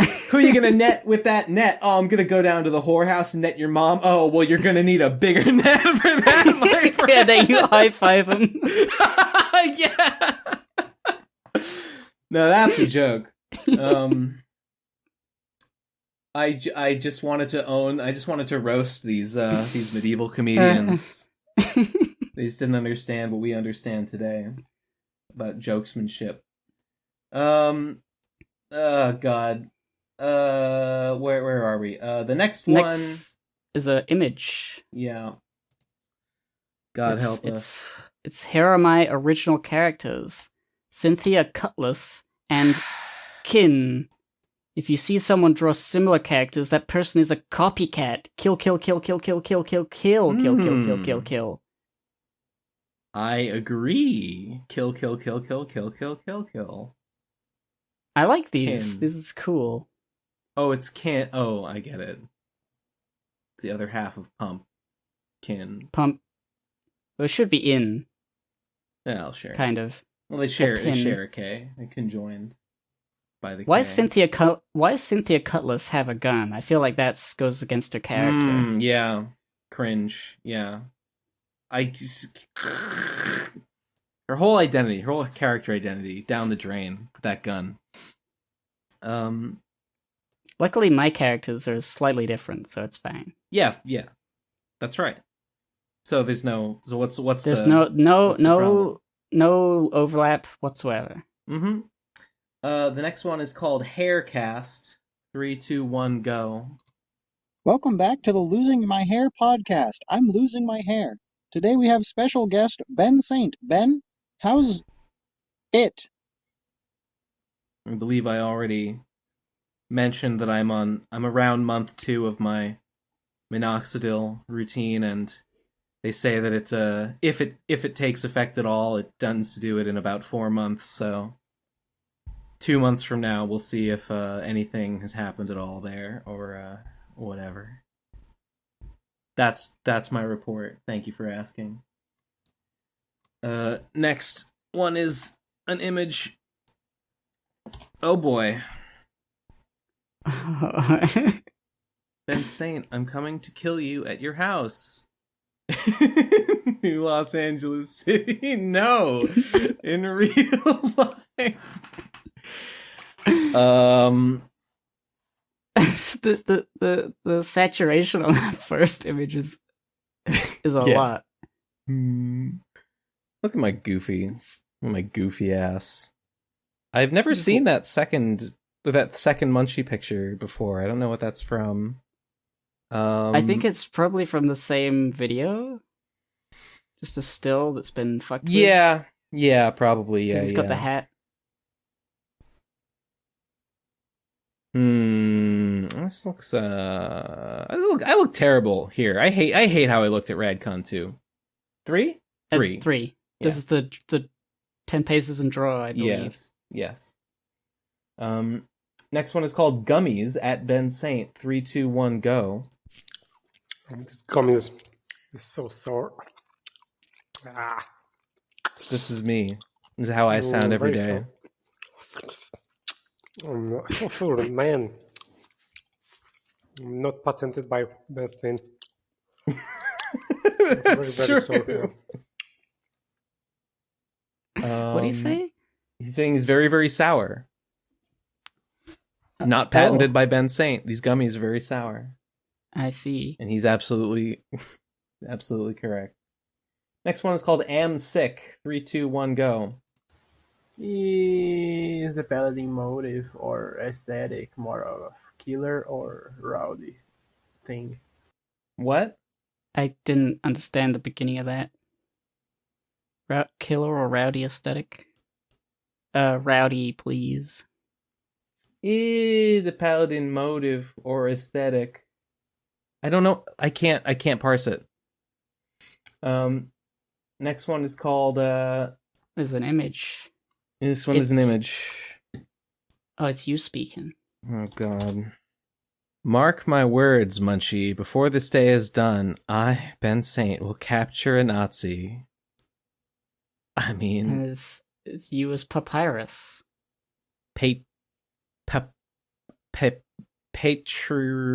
what's the pun of like papyrus and Patreon? Patreon. Papatriarus. Ugh, God.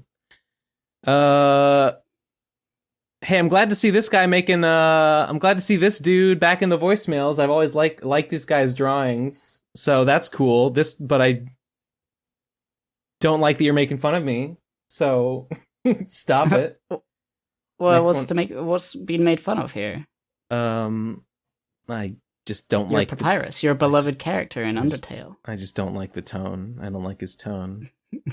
It's like he thinks I'm not going to capture a Nazi. but we'll see. Next one is called Ben Saint, more like 3, 2, 1, go. Ben Saint? More like Ben Paint. It's Mario Paint. Oh, As a reference to Mario Paint. cool. Next one is called Is Your Stuff Cool? 3, 2, 1, go. You know, it's a much better cancel culture.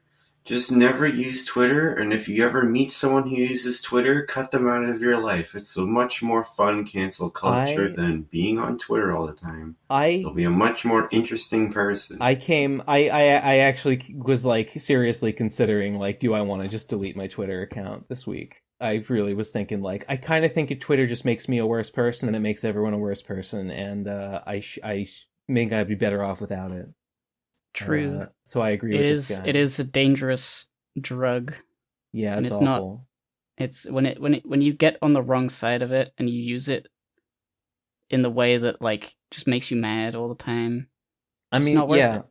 The standard response of using Twitter is just being mad all the time. So that's great. And then I mean, worst case scenario, I saw someone made a tweet that was like Twitter is like, when you post a take on Twitter, it's like you're pulling a slot machine, but you can only lose. Like, the only jackpot you can win is, like, everyone hates you.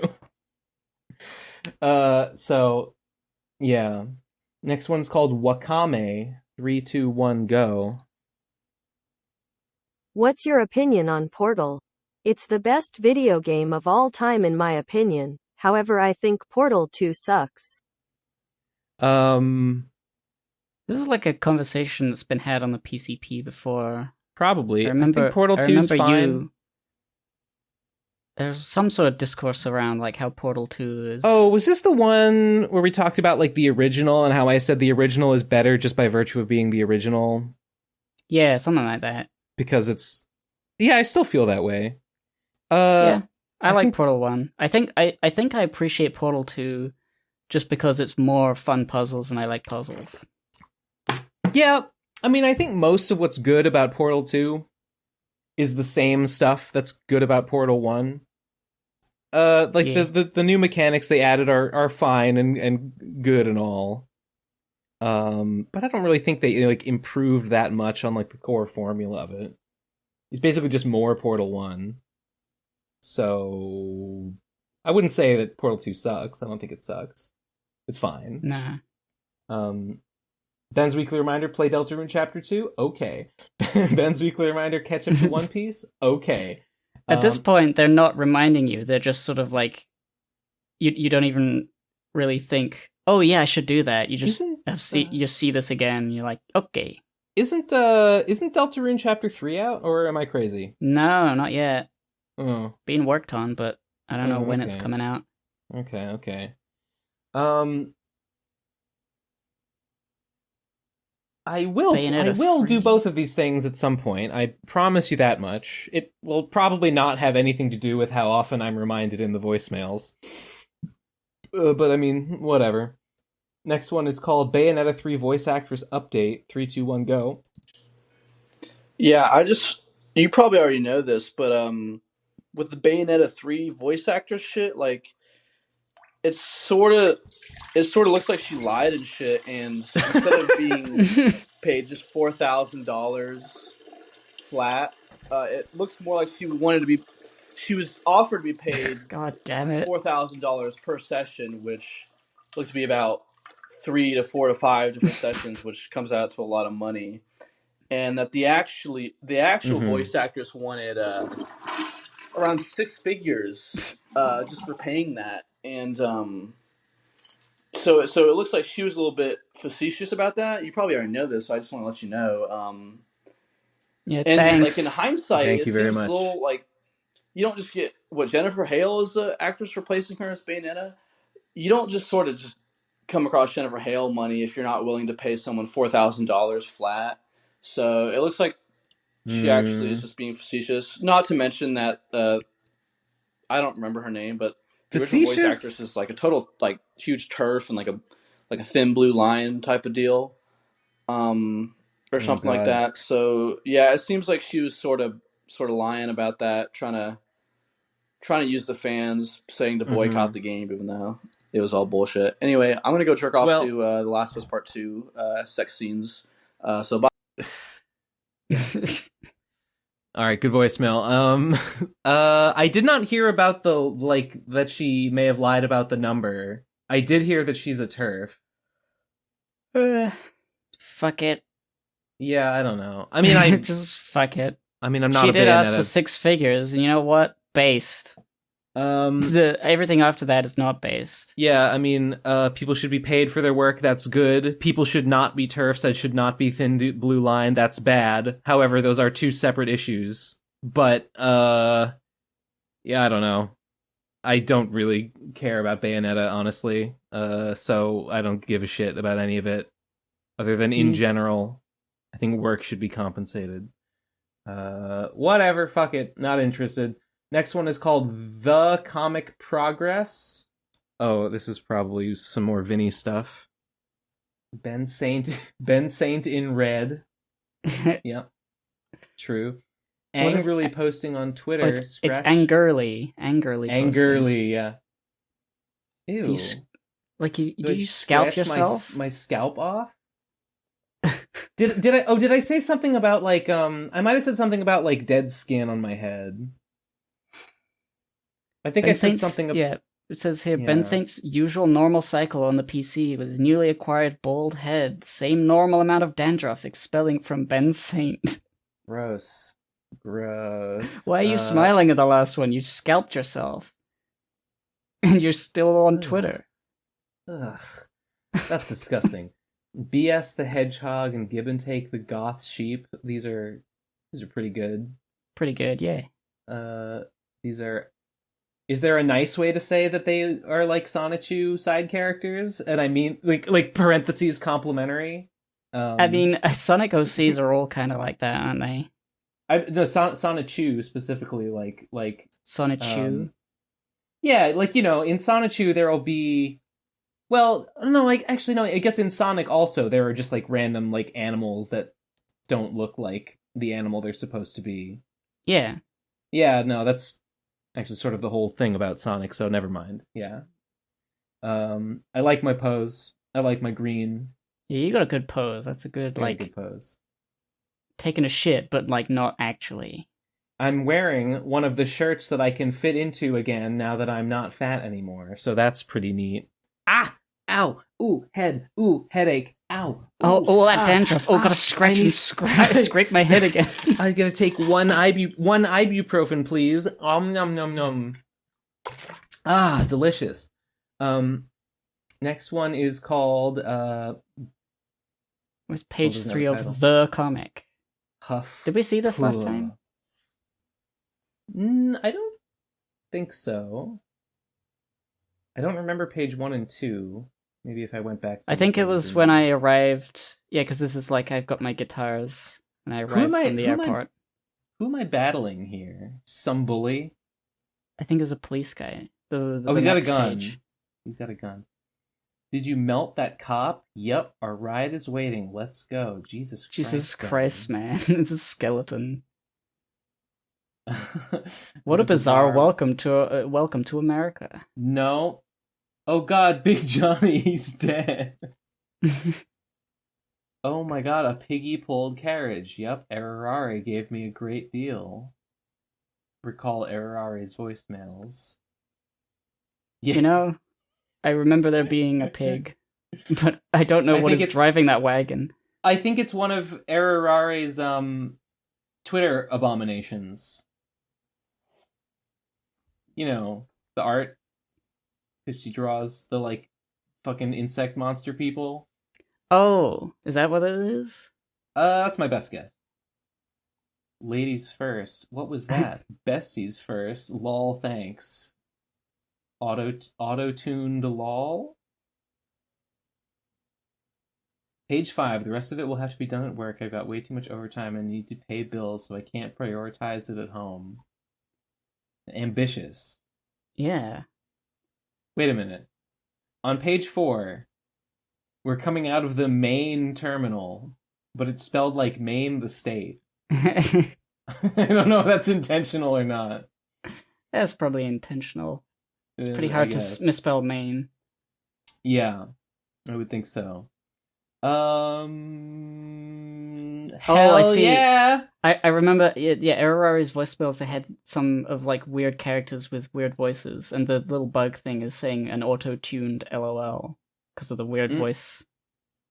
Oh, yes. I genuinely can't remember the storyline. It was Beware the Bear, was that how it started? Yeah. And then it evolved into, like, some incomprehensible saga. Carriage? I think there were piggies involved. Yeah, probably. I remember it's hard to remember all the details. It's hard to remember all the details, though. Okay, well, good stuff. Good stuff. Yeah. Next voicemail is Ben Gibb. Name your favorite clown. Have Cheesy judge you. I couldn't name any clowns for you. It's when it comes to clowns, I don't really know. Like, I know of some clowns from like India. There is kind of a hot OnlyFans clown girl on Twitter called Bouncy Clown. So I guess I like her. I feel like that big boobs. I feel like that's kind of like, but she's not a real clown. She didn't go to clown college. She's just pretending to be a clown. She just put on the makeup. She's just wearing clown face. She's just wearing clown face, and it's offensive. Like, when I think of clowns in media, I'm thinking of, like, characters from stuff rather than like personas online. And I'm remembering like that weird clown in the Dream in the Brave Little Toaster movie. But he's creepy and he's ugly and I don't like him. So I don't know if I have a favorite clown. The best clown is... Oh wait, Gamzee. But he's a juggalo. It's not really a clown. I feel like juggalos. I feel like it counts. Quackerjack from Darkwing Duck, obviously. Quackerjack from Darkwing Duck is the best clown. I guess he's more of a jester. Are jesters clowns? Does the Joker count as a clown? I feel like yeah. The Joker's a clown. Joker's pretty good. What other clowns? There's the clown from Stephen King's It, which I haven't seen. Oh, you mean It? Oh, you mean the titular It? Yes, It. No, his name is Pennywise. Penis-wise? Yeah.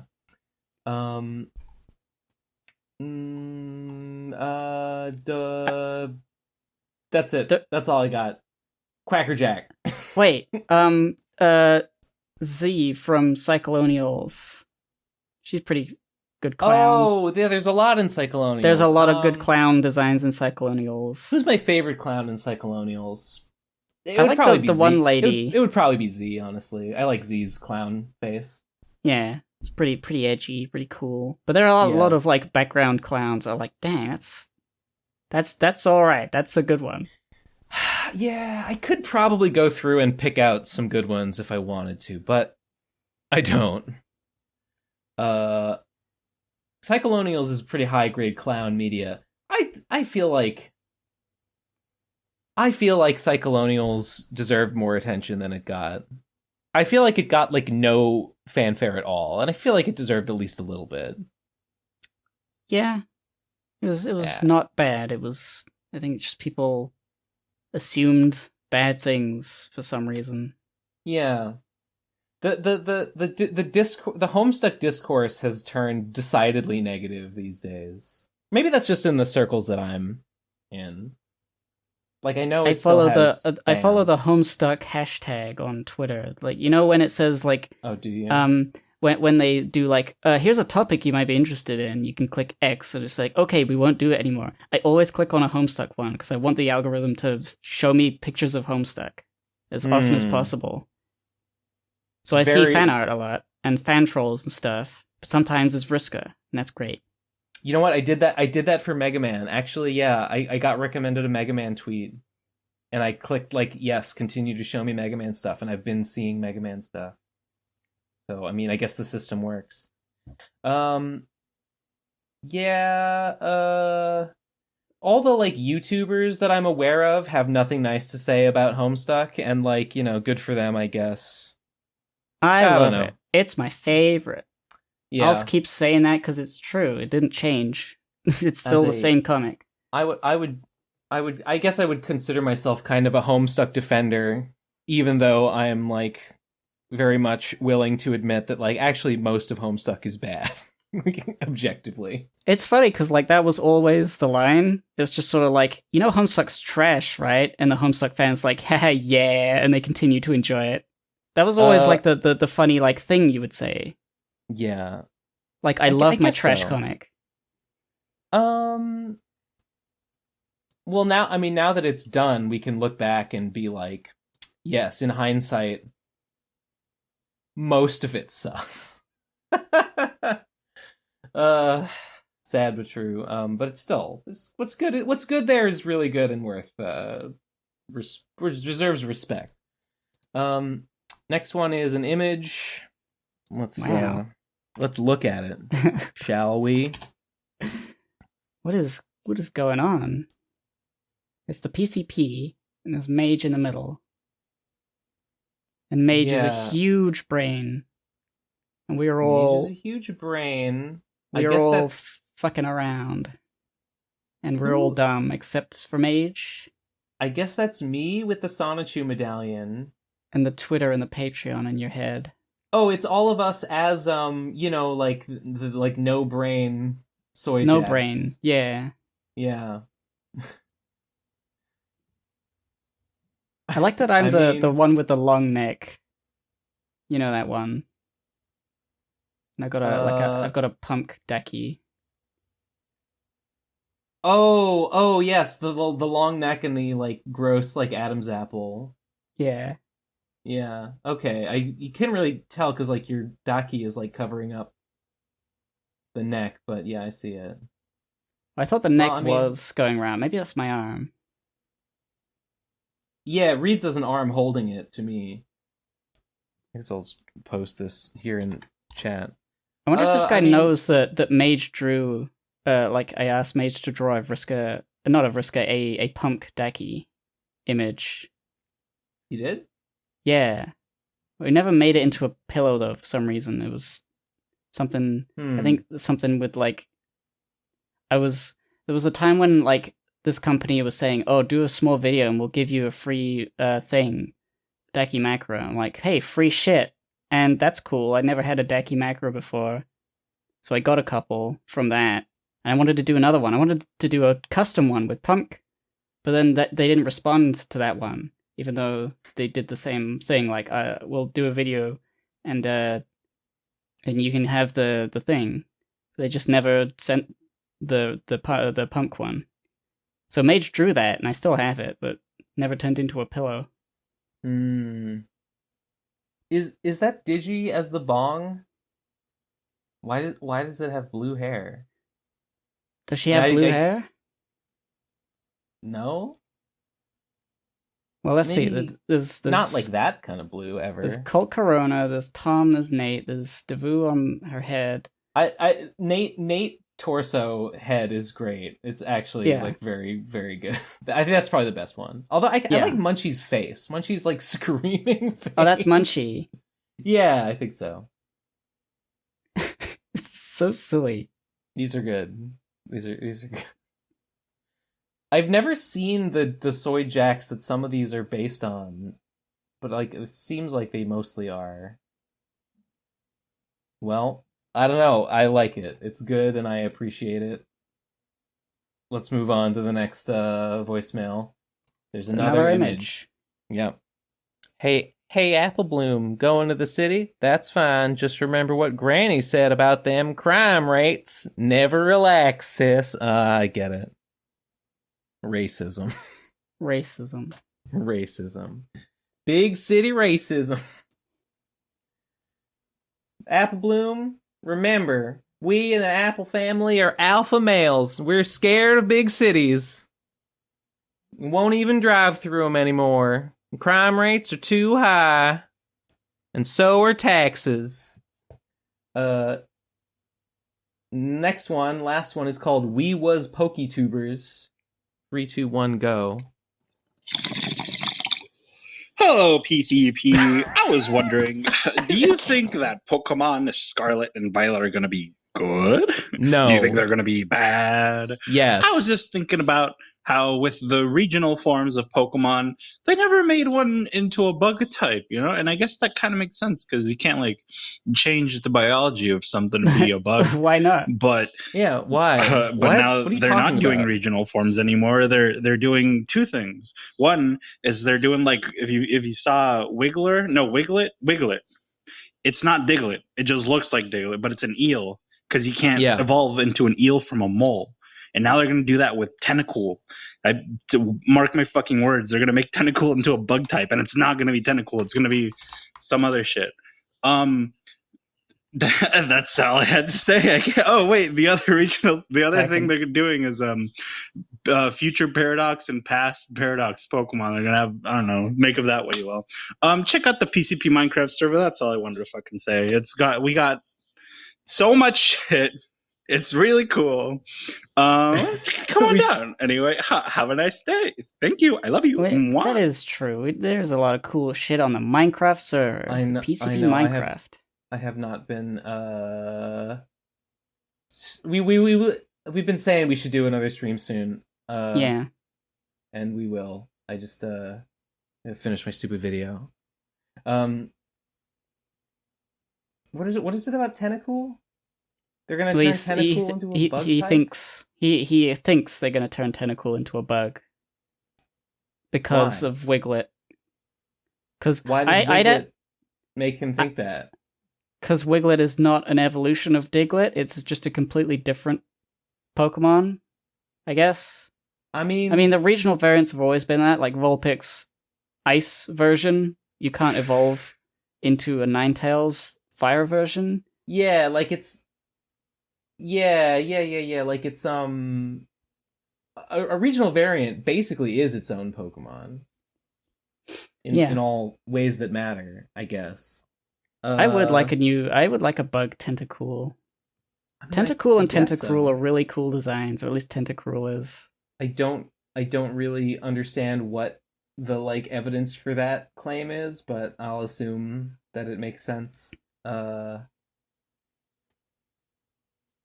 did you see? They're doing First of all, the game will not be good. They don't make good Pokemon games anymore. They're against it. Sure, that goes without saying. Yeah. They're doing your player no longer has a gender. You don't like pick boy or girl. You just have your avatar and you can dress them boy way or girl way or whatever. Yes, I like that. It's cool. I think that's good. I mean honestly, even in a non-woke way, right? I just think that makes sense cuz like you have to look at the same fucking model no matter what. The base model of your character doesn't look any different. Like you could just take the same a 3D model character and just give it different eyes, different hair. Just makes sense. It's just more sensible design. Why do you have to pick one? It's more when you efficient. could literally just change its hairstyle and like the difference. It's like same difference. I think I haven't played a Pokemon game in a long time, but I'm pretty sure when you like in X and Y or any of the 3D ones, the model between male and female is more than just hair and stuff. Like there are like different leg shapes and noticeable breasts on the female ones because they're not like children unless they are. Are you talking about like the player character? The player character. When you choose one or the other, they're like the Okay. female one looks more feminine on a structural in way. the 3D and ones male. too? Yeah, I think so. Okay, that might be true. But I'm it doesn't. I'm need to be. remembering like X and Y. That doesn't need to be the case at all. No, it doesn't. Yeah. I mean, it would be cool if you could change body parts as well, but like that's a little too involved. I feel for like a child's game. I feel like you could put I don't think you'd need to change the body. I think you could just pick different outfits, and different outfits could just have different shapes that could sort of imply a body shape underneath, and like that would be basically the same. So yeah, to me, it's just like cleaner design to just have a base character who is not. You don't have to like lock yourself into one of two sets. You just have a base thing, and you can just make it. You can just have it wear whatever you want. It just makes more sense. But the game will still be bad in spite of that, so it doesn't matter. Yes. Yeah. I think that was the last voicemail. Well, thank God. All right. I got a little frustrated today. I was a little bit mean to our guest. Yeah. And you know what? But he deserved it, so it's fine. I'm in a dark place, but it's okay. Once the video is done, probably I'll feel better. I'm in that stage of like it's basically done, and now there's just like feeling like a never-ending series of minutia to do before I can finally wash my hands of it, and it's very frustrating. So maybe next week I'll be in a better mood. But hopefully not. Hopefully not. Boring. Hopefully that would be boring. Yeah. Hopefully you'd be a good old cantankerous Ben Saint. Everyone likes to see me suffer. I know that's what they come here for every day. I don't know what else. What else do we have to say? to reiterate, I'm doing commissions. If you're interested in me drawing anything, I'll draw fucking anything until I say, oh, that's a bit. I don't want to do that, but I'll draw anything. Not safe for work. Safe for work. Black and white commissions. $30. $30 starting price. If it's like 2 characters, is it 60? No, 2 characters. An additional character is just a $10 extra. So it'd be $40 if there's 2 characters. Well, so you gotta play. You gotta do the double I can't afford not to. I can't afford not to add a character. Yes. Finally, the end of the episode. I'm free. I'm gonna get back to work. I as I was saying before the episode started, I wasted yesterday. Yesterday I was supposed to finish and I didn't. So today is the day, actually, and I actually mean it this time. I'm really gonna do it. So I'm gonna do that as soon as this episode's done. I have nothing else to say. All right, patreon.com/theprocrastinators for bonus episodes. Yes! Billions of bonus episodes. Yes! We should do another one at some point. I don't know what kind of topic we would do, but maybe we should think of something. Yes, we should. Okay. Bye. Good. Speakpipe.com/theprocrastinators and no, it's /PCP voicemail. PCP voicemail. Links, descriptions. Okay, that's the end. The end. Goodbye. Good night. Goodbye. Sweet dreams. Bye.